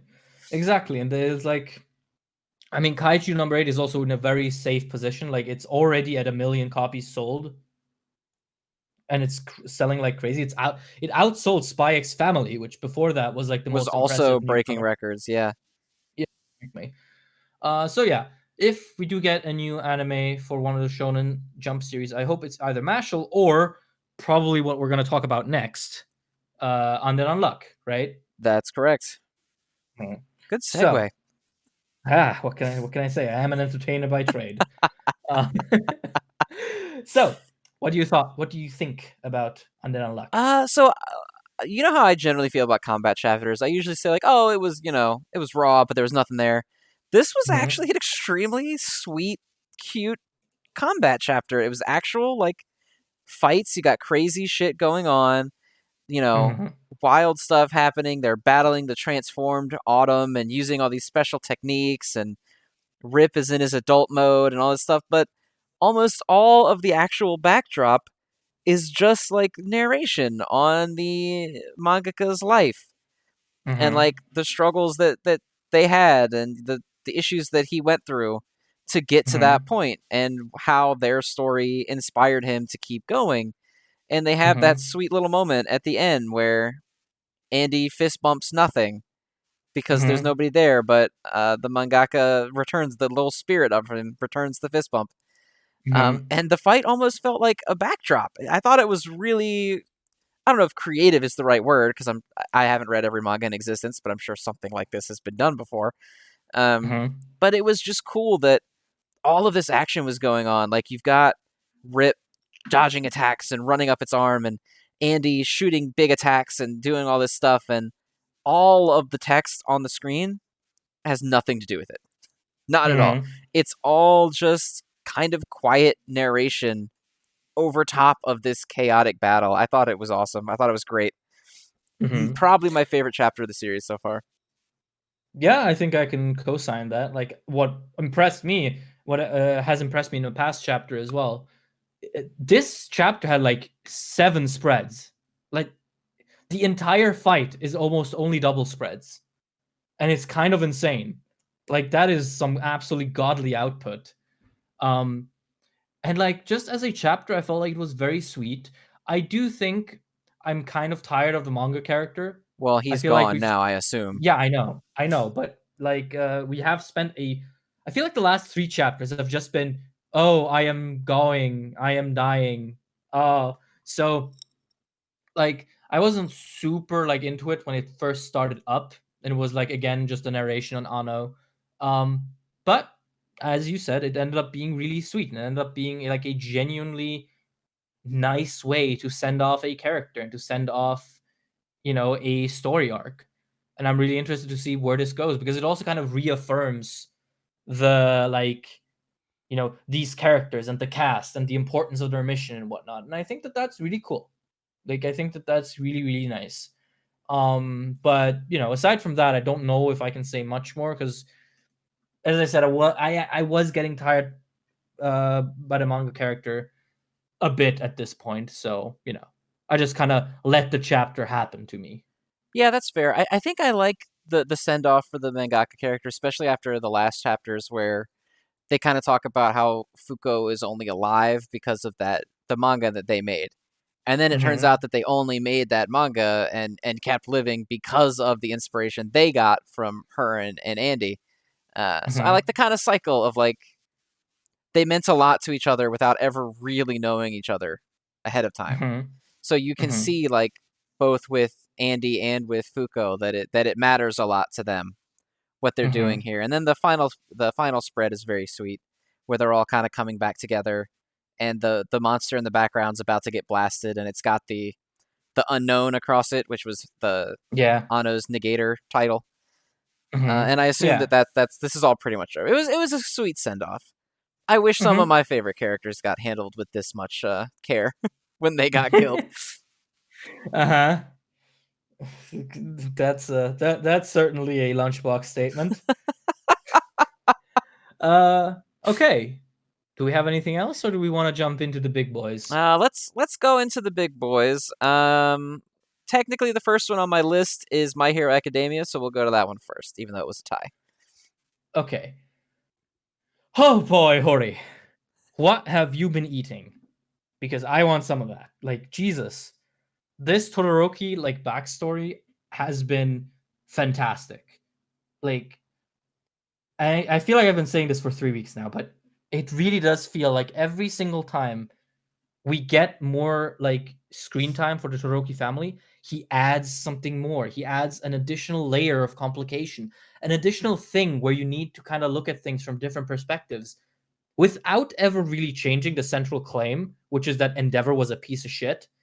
And this chapter still does not like move away from it. I saw some people say like, "Oh, it makes Toya out to be the bad guy." It's like No, Toya's a child. Like, Toya's 13. yeah, Like, Toya is the victim, and oh my god, it's so harrowing because it kind of shows how in so many different small ways every family member failed Toya, but either by action, by inaction, or just by not, you know, not being who they needed to be for him. And like, it's so wonderful because there is no easy answer to like what they should have done, to like what needed to have happened for Toya to remain sane. Because like, Natsuo being tired and not being able to really comprehend what Toya is saying from Toya's perspective seems like betrayal, but Natsuo is fucking 8 years old and tired. Like, right, like what? he doesn't have any greater comprehension of what's going on. Right? He's like, Exactly. I'm sleepy and you're bothering me. Go bother the Yeah. other person. He's a third grader. Yeah, exactly. So it's like, and you have Fuyumi, who was trying to keep the household together, who was just trying to, close your eyes, shut it all out, and then the world will be nice again, which is a valid response. Like, oh my god, she's a kid in an abused household. But her inaction also led to Toya's situation. And she was, the elder sister. But like, you can't really blame her, can you? But you also can't shy away from the realization that it is these small, blameless acts of multiple victims that led to one of them going down the darkest possible path. And I love that, despite all of the extra context we get, Endeavor is not coming out of it looking any better. Like, I No, was I think worried. he looks horrible after this chapter, especially. Yeah, like he fire punches the fuck out of Toya. Like, that's pretty much, like, it's not shown, but it's implied so heavily you might as well have seen it. In the first panel of the chapter, you see like his arm is all burnt up because he presumably fire punched the fuck out of Toya. He like hits Rei in this chapter. He like becomes such a maddening force of evil. But the thing that I love again about this is that he has a line of logic within his brain. He's like, okay, I cannot fix Toya. What I've done to him cannot be undone because I don't have the capabilities. So I will just, move forward and hope that he copes, which is a terrible idea. Stupid. But it is, nonetheless a line of logic within him, which I think is so much better than just saying, oh yeah, he was just evil and because he wanted to be evil. Like, no, he had a set, uh, you know, a certain set of values, of ideas, and of goals, and he followed them through, and they were all terrible. They were all, reprehensible, but it still shows that there was an internal logic to him that makes him seem more monstrous without taking that terrifying humanity away from him, right? Because the thing we mentioned the couple last weeks as well is that MHA kind of eschews the typical way of showing the abuser as just this, inhuman devil who has no roots in humanity, and that Endeavor kind of is exactly not that. He's just a person who has done shitty things. And I like how this chapter makes him worse without backtracking on the fact that he is a person with an actual, like, you know, logical line of thought behind it, even if it is logic that only makes sense to him. So yeah, I love this chapter so much. Like this stretch, if we can cap it off with another good chapter next week, or if we get to another perspective in the coming weeks, this stretch might become one of my favorites in the entire series. It's so good. Yeah, Ah. phenomenal chapter. There's so much shit going on. Like, there's a lot of obvious parallels you can make between Toya and Deku. Mm-hmm. That they're not subtle about it. It's kind of in your face. And I mean, Mm-hmm. there's a lot of obvious parallels of like Toya's emotions and his power, and he's literally on fire inside and out. Like, sure, but it's Mm-hmm. just interesting to me that like Endeavor, his whole obsession is like, I gotta be better than All Might. I gotta be better than All Might. Everything that I do, and then even in situations like this, where he has this protege that he gives all this hope to, you're gonna Mm-hmm. be great. You're gonna be a hero. You're gonna save. You're gonna be the greatest. And Mm-hmm. they have this power that their body cannot handle. They can't do it, Mm-hmm. like straight up. And Endeavor is just like, well, then you suck, kid. Get Mm-hmm. get a new job, idiot. You're 12. Whereas, Mm-hmm. like, I All Might's far from perfect in a lot of ways, Uh-huh. of course, when it comes to this. But it's the exact same thing. But he understands that, like, having these aspirations and these dreams, even in someone so young, is very real.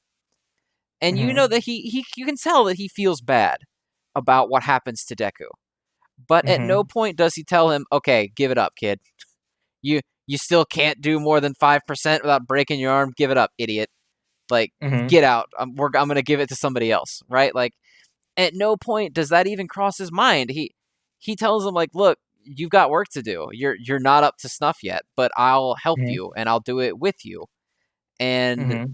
cuz remember, Toya, a lot of his stuff is, yeah, he wanted to be better than All Might, which wasn't realistic, but he's also a child. Mm-hmm. And rationality and setting realistic goals comes much later than being a fucking child. But Endeavor is Mm-hmm. so obsessed with his own shit that it's hard for him to get over his own hangups with Toya's problem. Like, Toya could easily still be a hero if he accidentally singes his skin a little bit sometimes. That's Mm-hmm. not even close to the kind of damage that Deku does to himself every time he fights anything. So Mm-hmm. it's not unrealistic to be like, okay, yeah, I'll help you, and we'll take it slow, and we'll help you get over your power, and then when you get to school or whatever, you can have the fucking tech department make you a heat shield. I don't know. There's ways that they obviously can work around it. But he doesn't give a shit about that because that's not his goal is not to nurture Toya. His goal is to find a way to get past All Might. Exactly. So Yeah, and I like think he doesn't give a shit about trying to take it slow or trying to help Toya accomplish anything other than what he wanted. And once Toya can't do that, he's like, "All right, fucking go to 4chan or whatever website you're getting radicalized on in the first panel that you show up in this chapter. Go fucking to Breitbart News and get out of my face while I yeah, train this replacement child." yeah, because that's the other thing, of course, that Endeavor is such he kind of makes every single mistake he could have made. Starting right from the point where he fucking buys a wife for Correct. quirk eugenics. Yeah, like he every step of the way, he like you can tell he almost like wants to be a parent, right? When he's like, oh, I need to protect Toya from his own power, because that is something he does say, and it's a sentiment he does vocalize. Which, yeah, that's almost a sweet sentiment, but oh my god, you are the reason he is like this. You can't just run away. And that's why I like what Ray says as well. It's like you just keep running away. You keep creating these problems and you just keep running forward to All Might, but also you keep running away from what you have done. And that's such a wonderful, like, twist around back to how she talks about him in Pro Hero. She's like, I think he's done running away. I think he's actually trying. And now this actually has some weight because we can now see what Ray thought of Endeavor back when he was at his worst. Which also, I want to say, I am so happy with how Ray is characterized. She is so much more spunky and so much more like assertive than I thought. Like she actually talks back to Endeavor. Not like, obviously, not super aggressively, but she has spirit. And like even now, like in the hospital scene, she has like a presence, and she's like, you know, we will do this. You need to get yourself together, and we need to atone together. But most of all, you, because you were a piece of shit. And Endeavor is even like, are you really the woman I bought? Like, Yeah, I mean he's caught off guard by it, which is good because mhm, Ray, she's obviously in whatever hospital she was in. They, you know, she kind of regained her life outside of him, which is mhm, wonderful. And I like the little thing at the end where Shoto was like, I talked with her before we came here, and mhm, I told her that I was going to be the one to stop him. And that to me makes it sound like it was Ray's idea that they all come here, because mhm, Shoto said that, and she was like, "No, you can't let this piece of shit make this your problem."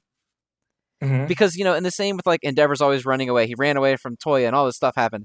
He was ready to do it again in the hospital. I can't fight him. mhm, He's my son. I can't do it. No, get up and take some fucking responsibility for your problems. And I love that it's Ray that is the one who came to that conclusion. Because even Shoto mhm, was ready to be like, Dad can't do it. I'm destined to stop my brother. And she was like, mhm, no, it's this asshole's problem. He did this. And yeah, all of us could have done more. But you can't let him sit in a bed and wallow about, oh, I'm so pathetic and shit. He needs to get up and he needs to solve this. And there's no mhm. better character it could have been to have been the one that came to that conclusion. Yeah, like one of the things that I keep saying about MHA, and that I feel like every time I say it, I have a bunch of people just kind of tilt their heads sideways and look at me confused, is that what I love about it is how sincere it is. And what I mean by that is moments like these, where it doesn't really, it doesn't go out of its way to play into any specific tropes when it comes to this abuse storyline, and instead just gives you hurt people moving past and like making decisions that sound like reasonable. Like the fact that Shoto didn't just go, "Oh, I'm the Avenger now," but instead talked it over with his mom. Like, excuse me, what is this? A mature story? Like that doesn't happen in Shonen. When you decide on revenge in Shonen, you just fucking do it. You don't go and talk to someone important in your life Yeah, you about it. don't seek emotional counsel. Yeah, exactly. So I love that. And it's something that, I also love about it's something that I've loved ever since, Uraraka calls her parents after or she gets a call from her parents after a match with Bakugo. Like it just feels sincere. It feels like it is interested in showing you people who actually have, internal emotional mechanisms that go beyond just I am angry now, so I will punch the man who made me angry. And I really, really love that. Um and I love that, what you mentioned, that they do acknowledge that, oh, we are all kind of responsible for this, but it doesn't go into like, oh, we shall all hold hands and go kumbaya, and then we shall go kill Toya. It's like, no, we're all responsible for it. We all had our part. Toya and Endeavor did not exist in a vacuum, but you, Endeavor, you're the man who started this. Like, none of this would be a problem if you hadn't decided that you were going to use unethical fucking breeding projects to overcome your petty little grudge against All Might. And I like that it retains that it doesn't like move away from its initial stance. With despite all the context we get, despite that we actually get to see Endeavor say less evil things as time has gone on. Like we've seen Endeavor be a secondary protagonist at times, and yet the stance remains. He was a piece of shit, and he has to pay for it. And I think that that is just masterful. I think I genuinely believe that that is one of the best ways I've seen a topic like this handled. Definitely in children's media. I don't know if I'm brave enough to say in any media. I might have to cook on that a little bit longer, but the inclination is there, let me tell you. Yeah, any media is a bold claim because I haven't seen all media, but Well, of it's course, very but good. I think the most important thing about it is that like when it shows the other family members accepting some of the guilt for what happened to Mm-hmm. him. It's never done in an equivalent or like absolving way. Like, I think the closest it maybe got was when Natsu was like, maybe if I had just told you off, you would have stopped, which is like, shut up. No, no, wouldn't have. Mm-hmm. But like, for the most time, it's them saying like, yeah, I could have talked to him, or I was too afraid to stand up to either of you, and maybe if I had, it would have been better. Or the mom saying, I hated you so much that I just disconnected from the family entirely, which didn't help. Mm-hmm. But no one is ever like, so we're all in this together. It's get up. They're saying like, yeah, it's partly us, but you own this. And I Mm-hmm. like that because that's a mature way to look at it. There's Mm-hmm. no abuse situation is purely in a vacuum, right? Like the evolution of you into who you are from a child to an adult is based by a myriad things. So you can't Mm-hmm. just look at Toya and say Endeavor was a dick to him, and therefore this is now everything about who he is. You know, Mm-hmm. there's layers to it. I don't know where necessarily the violent misogyny comes from.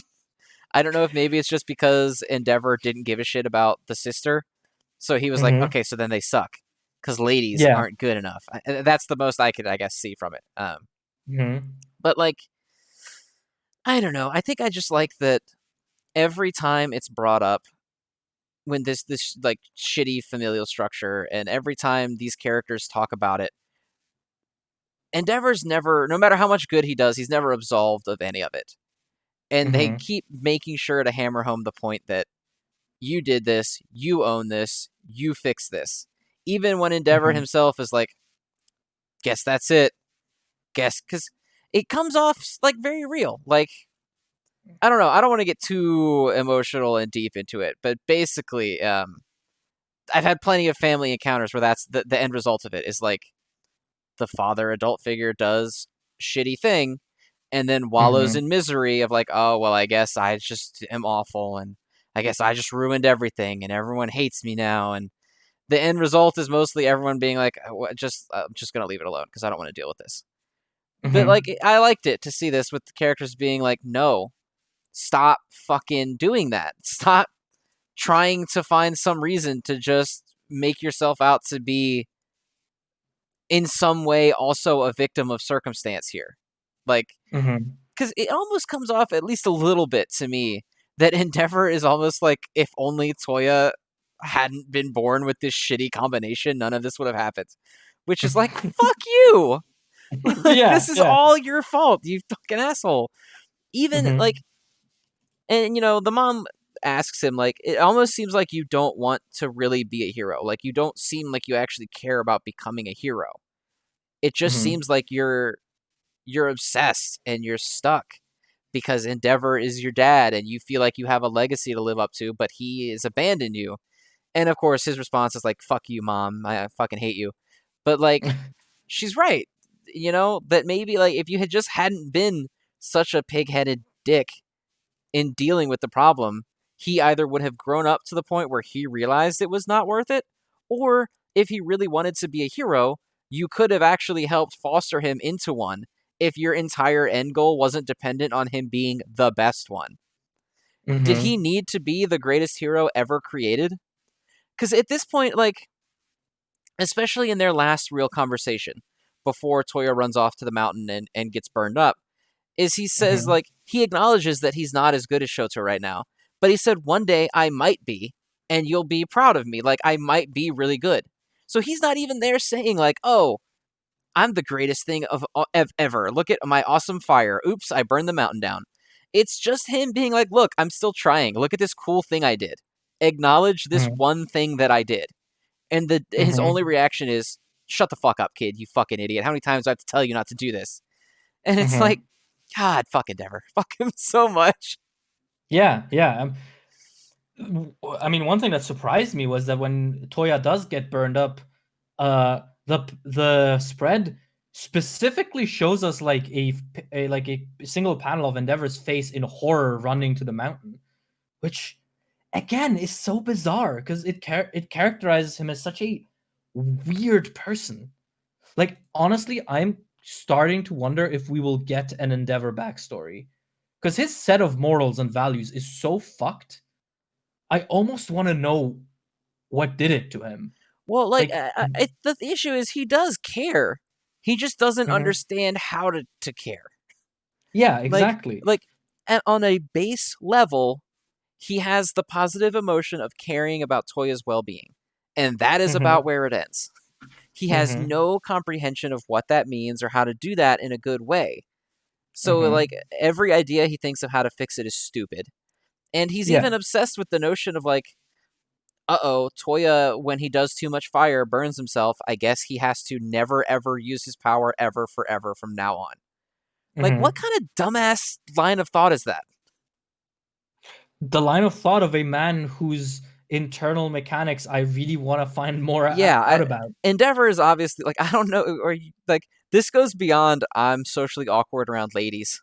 Like, this Hmm. dude does not have the correct amount of, like, something in his head is fucked up. I don't know what it is, but the man Yeah. either, like, I don't know. I almost think it's the opposite. Like, I think his family was just nothing prior to him, Hmm. and he fucking Hmm. hated that. Like, I think I'm going as far. This is probably edge dark, too edge dark for what they might end up doing, but I'm going almost like the Hawks route.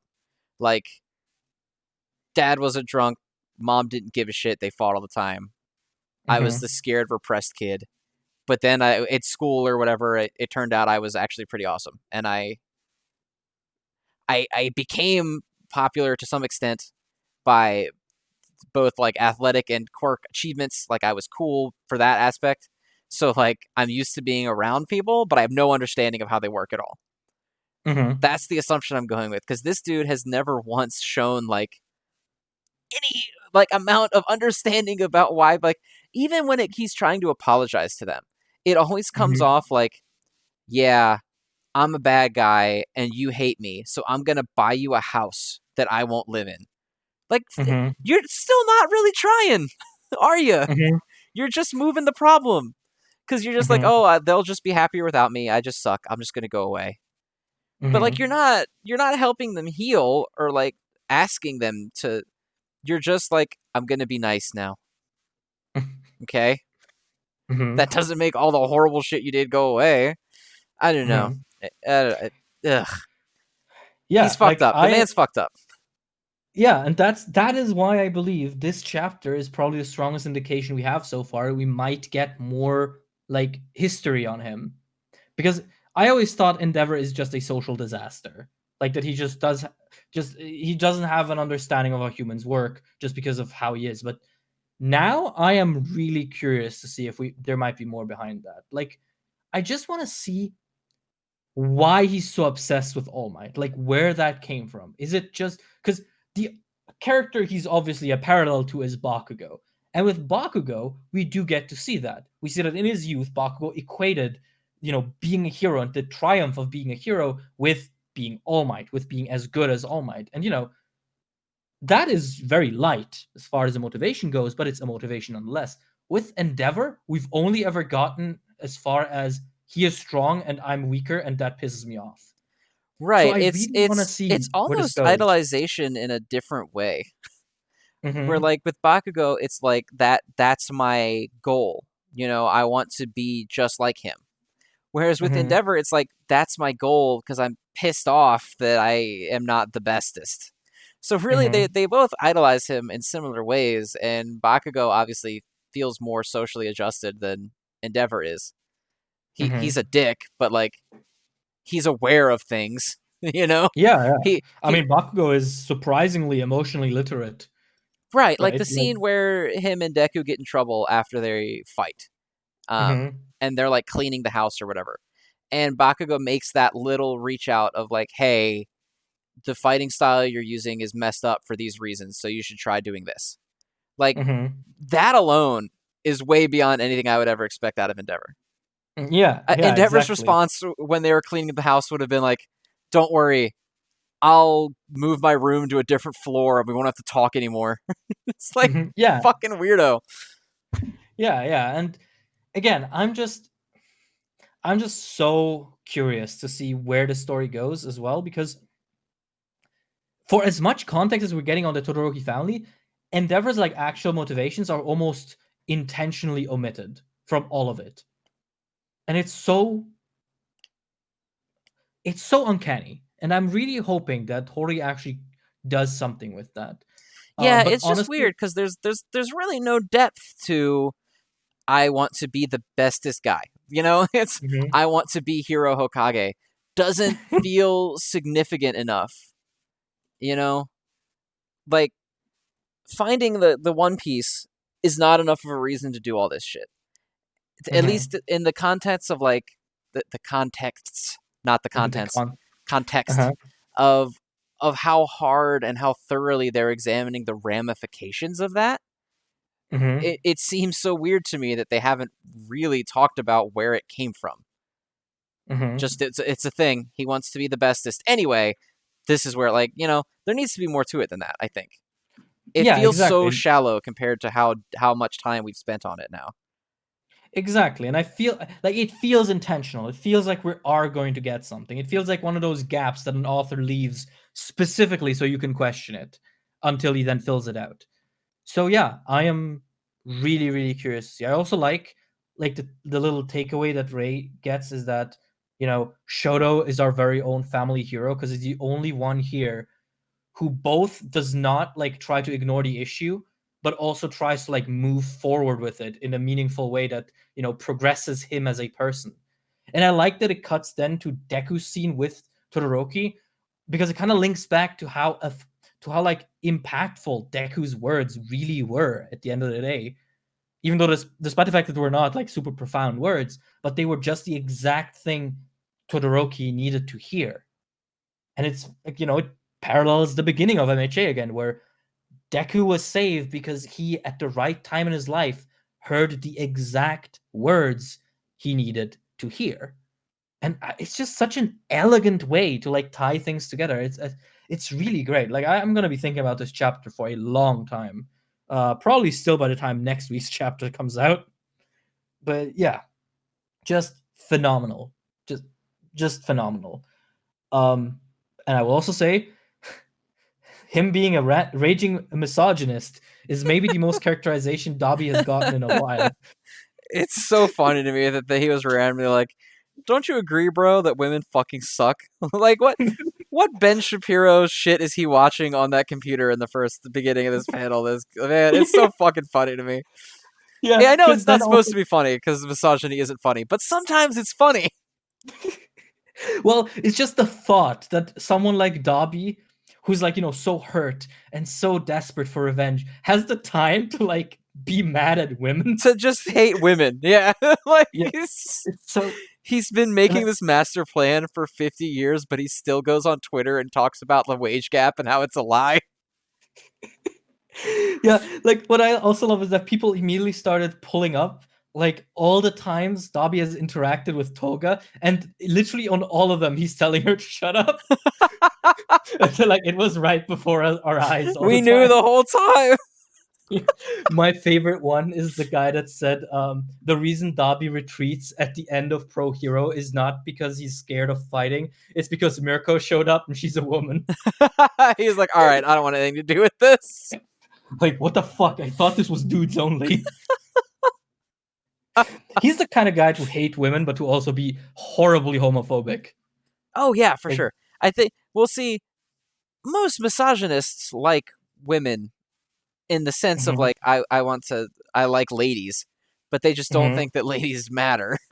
And then, Yeah, it's, I mean, I would say Endeavor at this point counts as a misogynist. I mean, I he bought a mean, he did wife. he did buy a wife. I mean, I that's another thing though. I do think he is like he's not said much about it, but I do think he's starting to come around to the idea that maybe that wasn't a great plan because Perhaps that was yeah, incorrect dummy behavior. yeah, because like last chapter, he says that, oh, despite what I proposed, she still accepted the marriage, which, that's present endeavor speaking. So that does signify to me that he at least understands that perhaps it was not a good idea. And I hope we get more on that because, yeah, he's talking a lot about how he treated his family badly, maybe we need to talk more about the fact that his family existing the way it does in the first place is a bad thing and a result of his bad actions. So maybe he needs to Yeah, like step up to that a bit. yeah, that's fair. Yeah. Also, now I can't get the idea out of my head that the training that Toya and Endeavor did together was just Endeavor showing him like women suck video essays on YouTube. Dad, why Just, doesn't Fuyumi train with us? This is why, son. Let me pull up Ben Shapiro. he's like, Toya, I need you to surpass All Might, but first listen to this lecture by Jordan Peterson. Listen to the variance in IQ based on gender across ethnicities by Jordan Peterson. This is why you can't go play with Fuyumi, son. She's gonna make you weak. She's gonna make you worse. Her estrogen pheromones are going to reduce your muscle mass. Yeah, just by being near all that estrogen. It's gonna weaken you.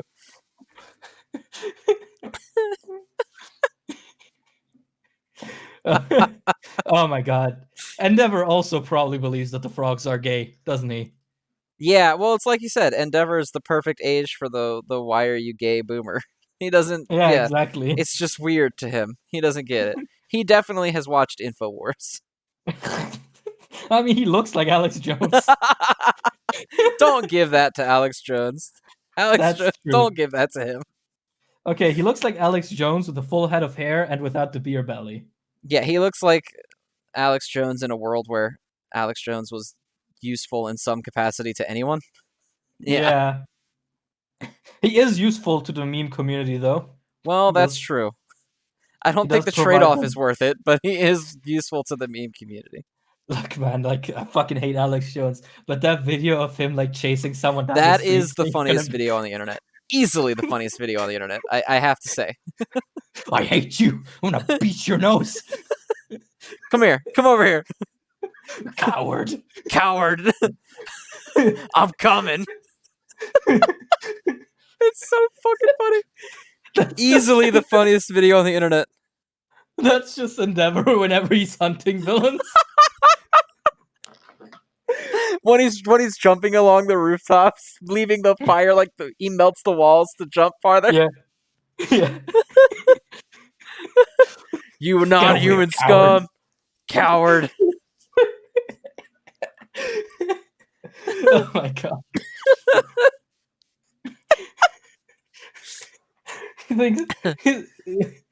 Oh my god. They're like at the doctor's, and the doctor's like, oh yeah, your son's body is taking after his mom. And they're like, oh my god, is he gay? He's developing feminine features. Fuck. Are you telling me that my son's gonna take home ec instead of shop?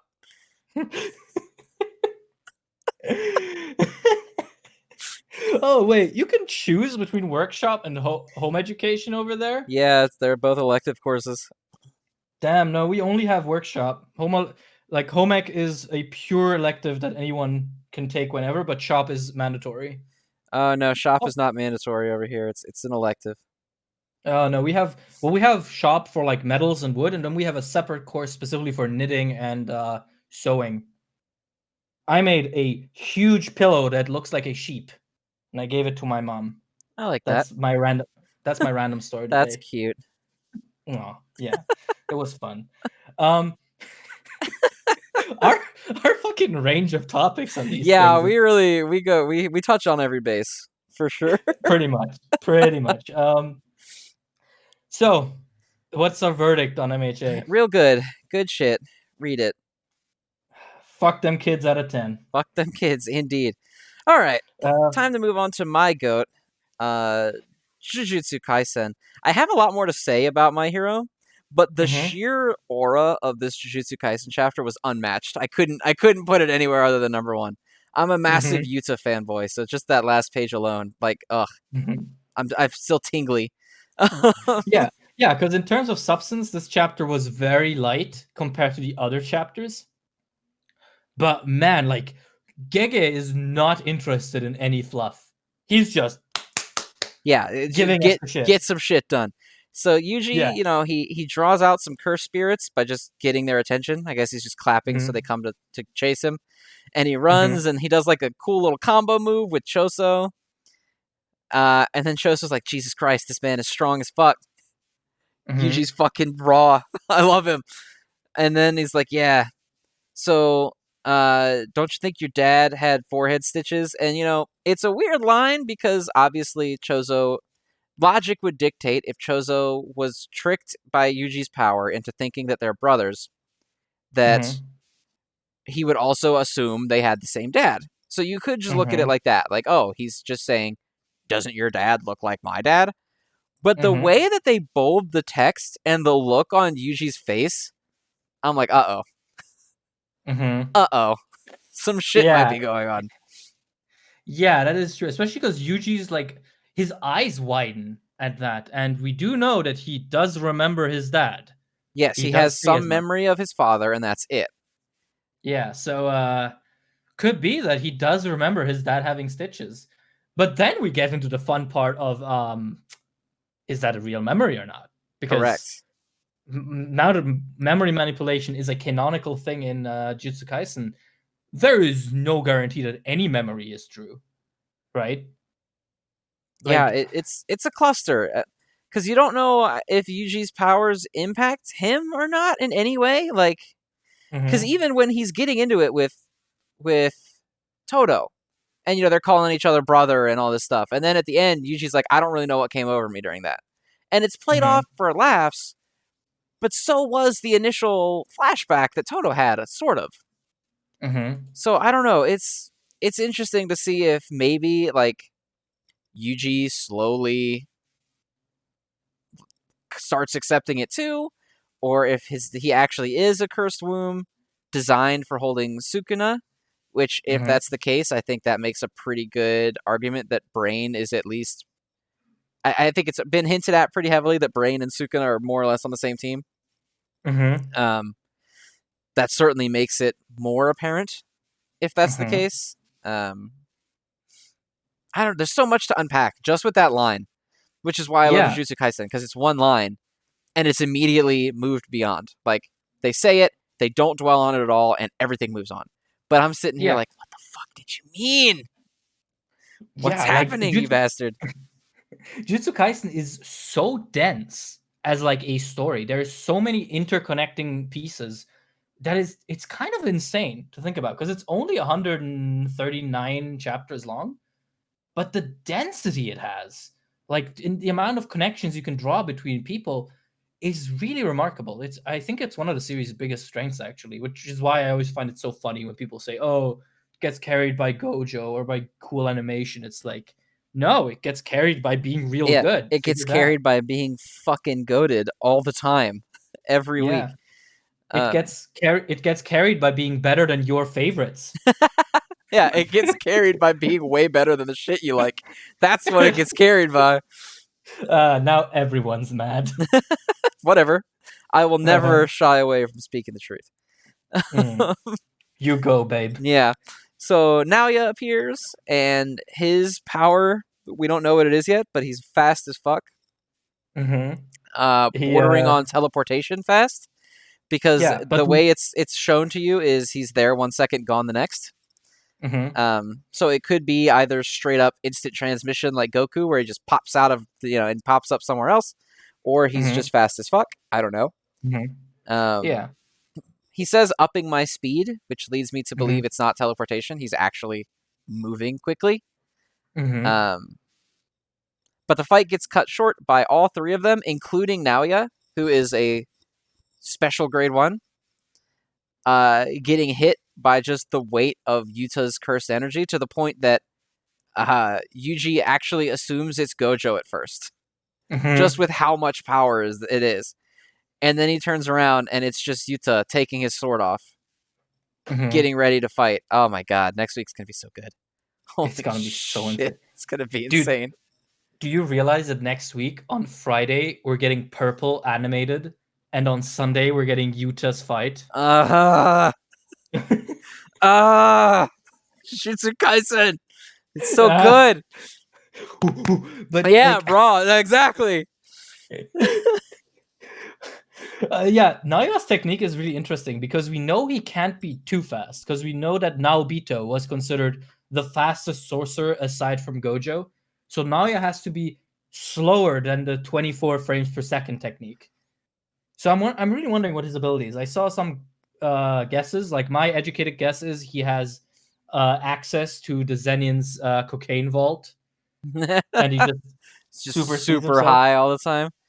Yeah. Someone else suggested that he's just so rich he pays off the laws of physics to just ignore him. Allow me to. Every time he takes the little pose to use his technique, he drops coins on the ground. He's like, I beseech thee, Isaac Newton.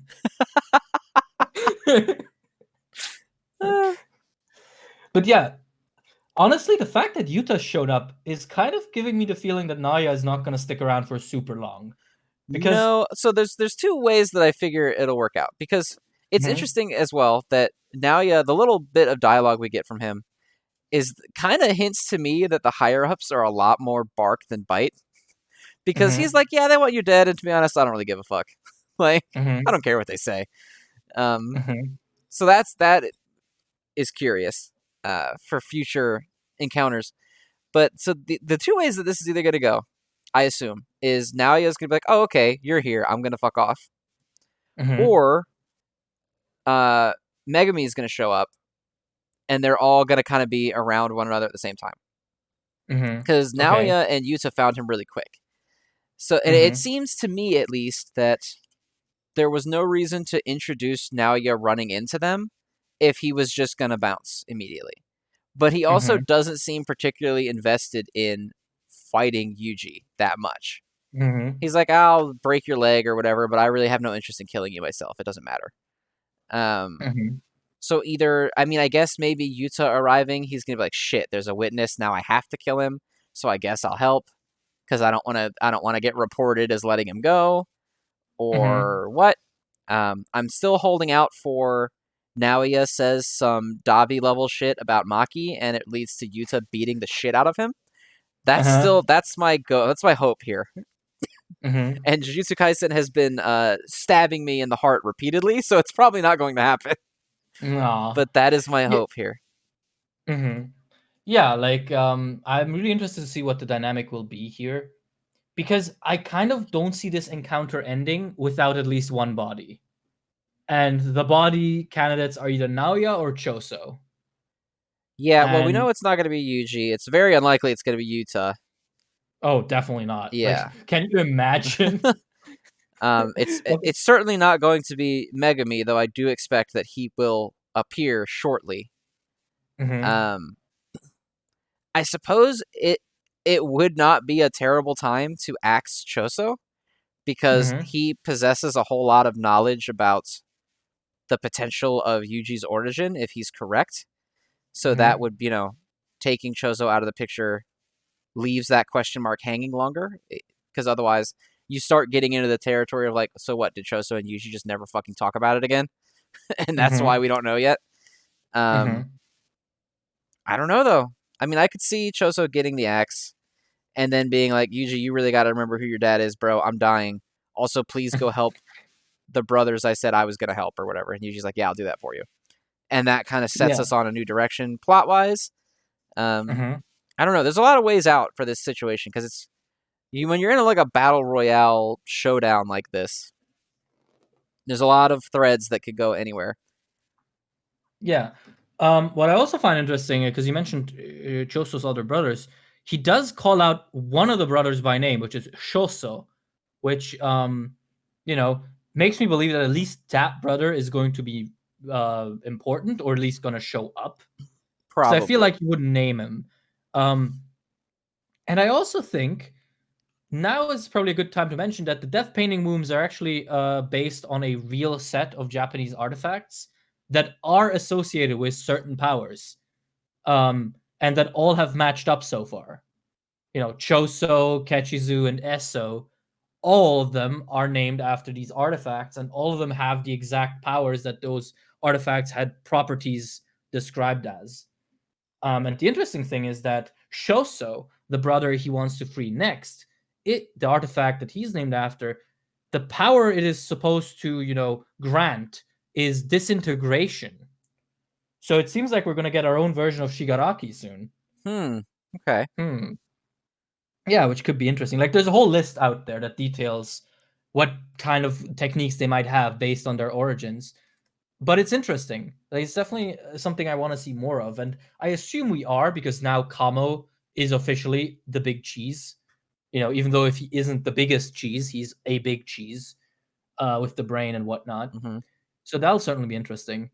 But yeah, I'm really interested to see where Yuta is like power-wise as well. Because, getting to the point where he is Gojo level, I need to see what his technique is now. Yes, there's a lot of question marks around Yuta. Mm-hmm. I mean, I don't think it's that unrealistic that he's Gojo level, because remember, he beat the piss out of Suguru Geto, who was the second strongest sorcerer alive, before he knew how to really use his powers that well. But he did have Rika, and we're still kind of in that limbo of, does he have her or not? And if he doesn't, does that mean that he himself is now that strong without any outside aid? Which, holy shit, if he is. Yeah, because I mean, he has the power to unconditionally copy curse techniques. Unconditionally, to me, means there's like no caveats to it. You can just copy things. So what would have stopped him from copying Limitless? I assume, I don't know. Well, because if my first thought was like, maybe he can't do it because it has a drawback or something, but it doesn't seem like it, because when he uses Toge's cursed speech, he uses words that Toge explicitly can't use. Because, Panda says if the word is too strong, it poses serious risk to him. But Yuta just does that shit. Yuta just says die to like a giant group of enemies, and they all die. Toge couldn't use his power on more than one target without starting to vomit up blood if he used too strong of a word. So I don't know. I mean, maybe it's too, like, there's a complexity limitation. Like, if he doesn't understand it, he can't copy it. But he learns from Gojo directly, and Gojo has no problem telling every single person alive how his power works. So I don't know if that would be it either. I don't know. There's not really any good reason I can think of, based on what we know about Yuta, which admittedly is not very much, why he could not do that. Yeah, because if he can combine like the Limitless with other powers he has copied in the past, like, oh my god, the ceiling is literally non-existent. Yeah, if Yuta can just copy anything and use any of it as much as he wants, he's unstoppable. There's no way. There's no way. And then comes also the other question, does he have a domain expansion? And if yes, oh god, it's probably something absolutely unbeatable. Yeah, I mean, if his power really is copying, like if that's his curse technique, is the ability to copy, I would assume he would probably require his domain to copy more than one at a time in order to make some semblance of balance. Because if you can already do that, what the fuck would his domain even be? You just die. You're in my domain expansion. You've been dead for 10 seconds already. You don't realize it yet.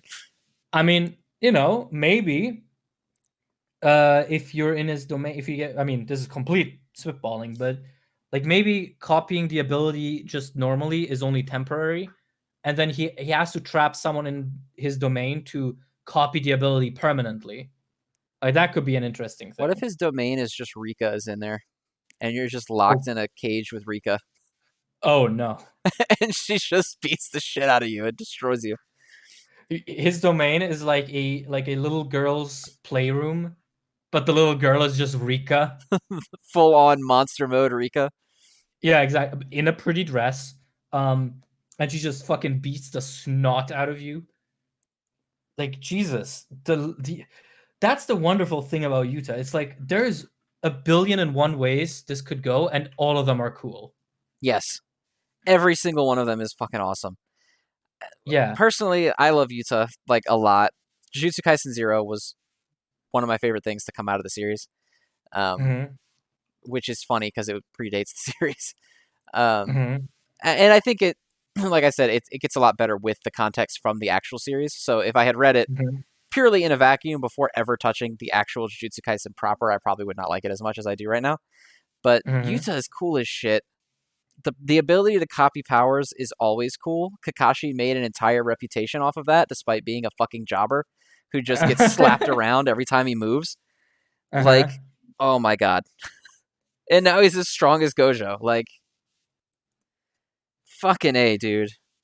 Yeah, I also, one thing I will say, I do believe he has at least copied Gojo's teleportation, because when he gets the news that Toge was injured, he is still seemingly in his offshore job, which from what context clues we've gotten, we know is in Africa. But he gets to Japan in a time frame that can't be very long because they're still talking about Shibuya as if it just happened.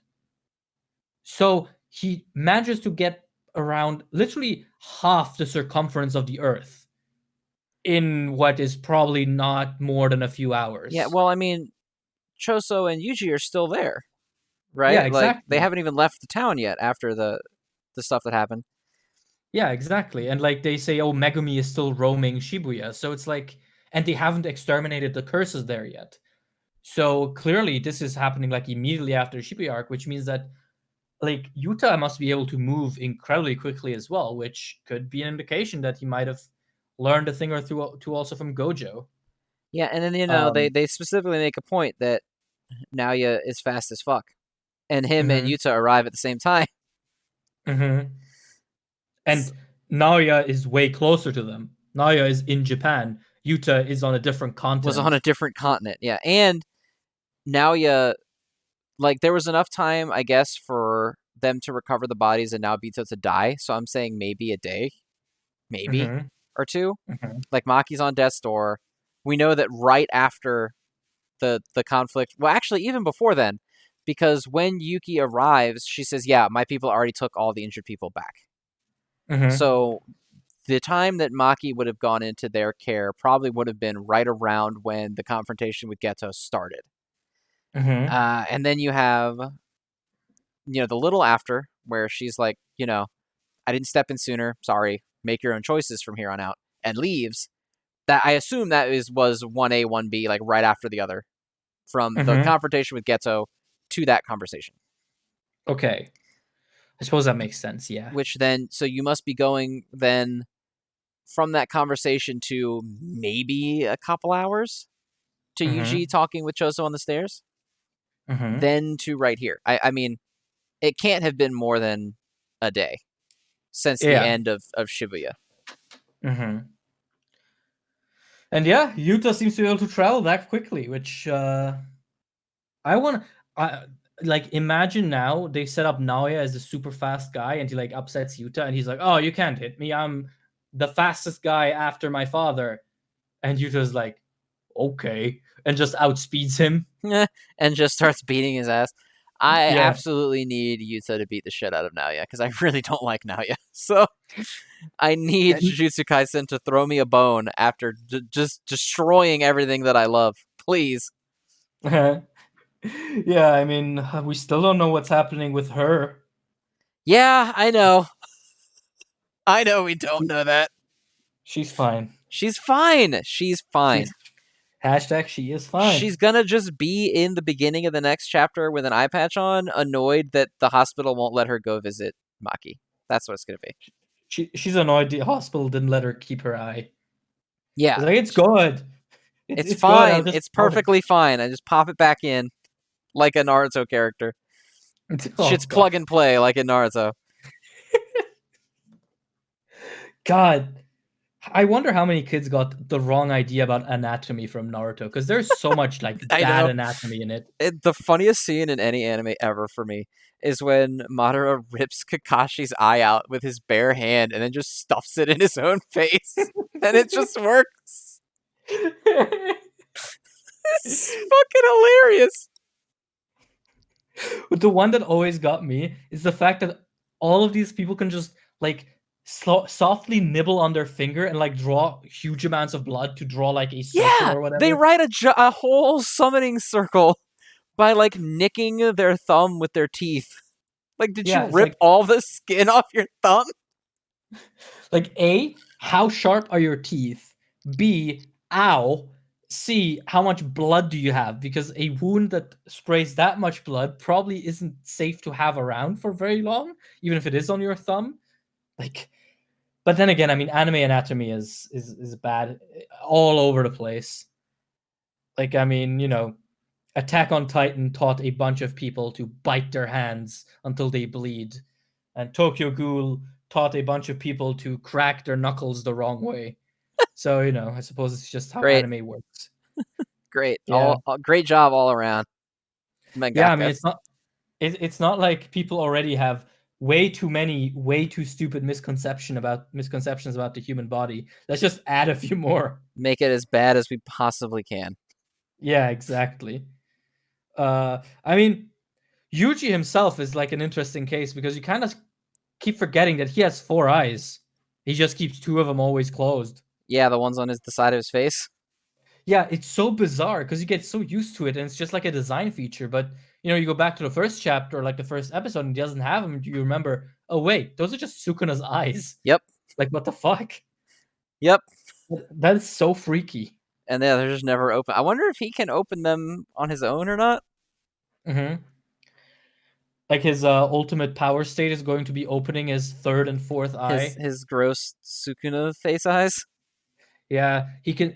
Then he'll be able to see more stuff. Just like the 6 eyes, which are definitely totally explained and Very have. thoroughly explained power. Yes. No, don't you see? They exactly see the flow of cursed energy, despite that never having been said. Like the closest we get to a 6 eyes is Gojo rambling about, oh, this looks weird, or oh, I'm seeing something weird, or like the funniest one is when people say, oh no, the 6 eyes give him like 360-degree vision, like the Byakugan, um because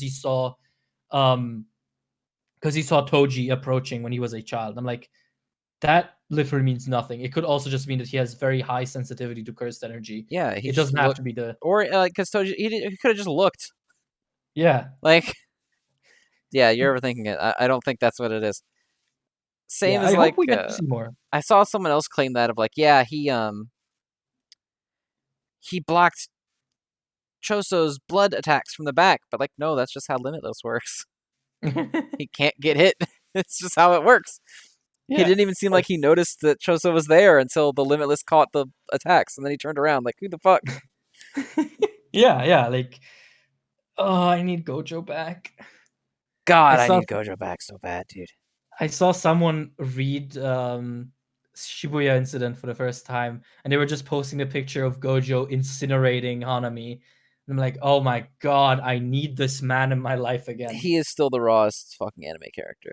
I either need Gojo back or I need Yuta to start stepping up and kind of being like, you know what?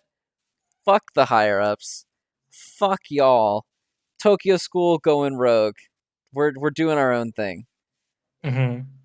And then Yeah. Megami can be like, yeah, I'm the head of the Zenin clan and I back the Tokyo School. Yeah, that could be interesting. Like, there's just so many ways this can go. And I suppose it's a bit indicative that we don't really know where it could go because this chapter was very light on like actual content. It was very much just, oh, Yuji's doing things. Oh no, Naya is here. Oh no, Yuta is here. That was kind of the end. It felt very short as well. Yeah, it But did feel very short. yeah, but I'm excited. I am like very sure next week I will enjoy Jujutsu Kaisen, which is as uncontroversial a statement as imaginable. Yeah, I can't imagine a week where I don't. So, Exactly. oh man.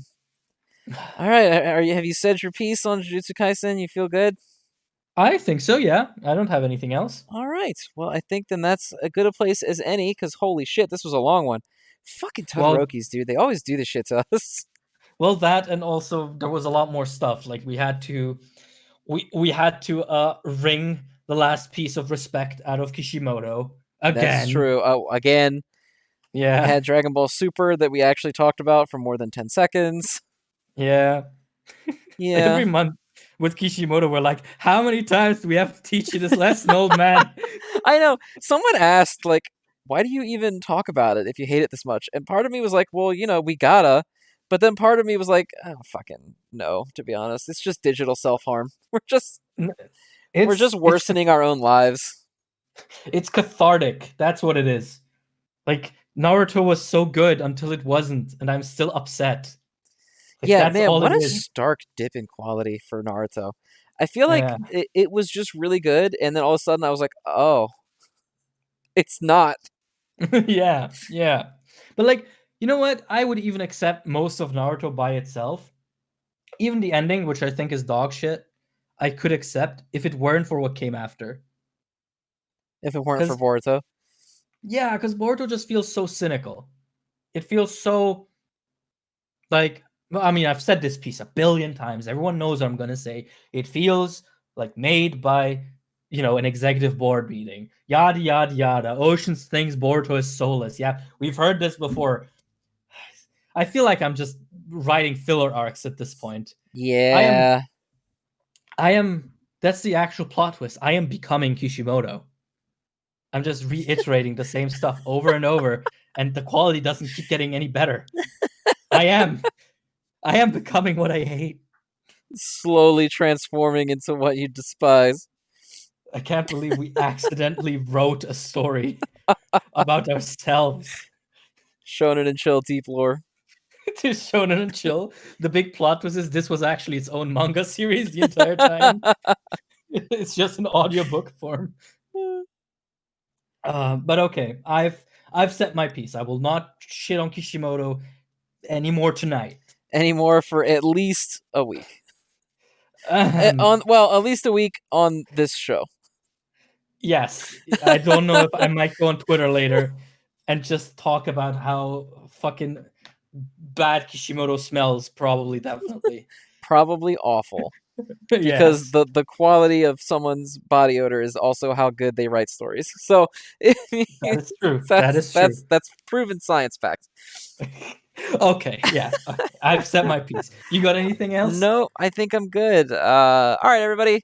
Thank you for tuning in. As always, we appreciate it. We're closing in on episode 20. Mm-hmm. Wild to think about. I feel like Yeah, it shouldn't be because we made it through 10, but every time we hit a milestone, I'm going to be like, wow, people watch this show.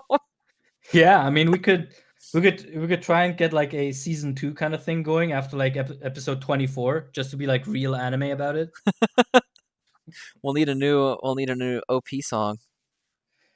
Oh, I'll handle that. I certainly can sing. Perfect. Especially in Japanese. No problem. Yeah, we'll just get the group that did Kai Kai Katan to do that for us. Yeah, yeah. I mean, fun fact, my grades in music were always really funny because so in Switzerland grades are from 1 to 6, 1 the worst, 6 the best. Okay. And when it came to practical singing, I always had a 6 because for some reason my teacher thought I could actually sing. When it came to music theory, I consistently had 1s. Rip. I cannot read music. Like, I can't do it at all, and I never could. I would just like, they would ask me to sing something, I would just fucking go Hail Mary it. Time to go. Yeah, like, I have no clue what I'm looking at, but I sure as hell I'm gonna sing it. I respect that. All right, But guys.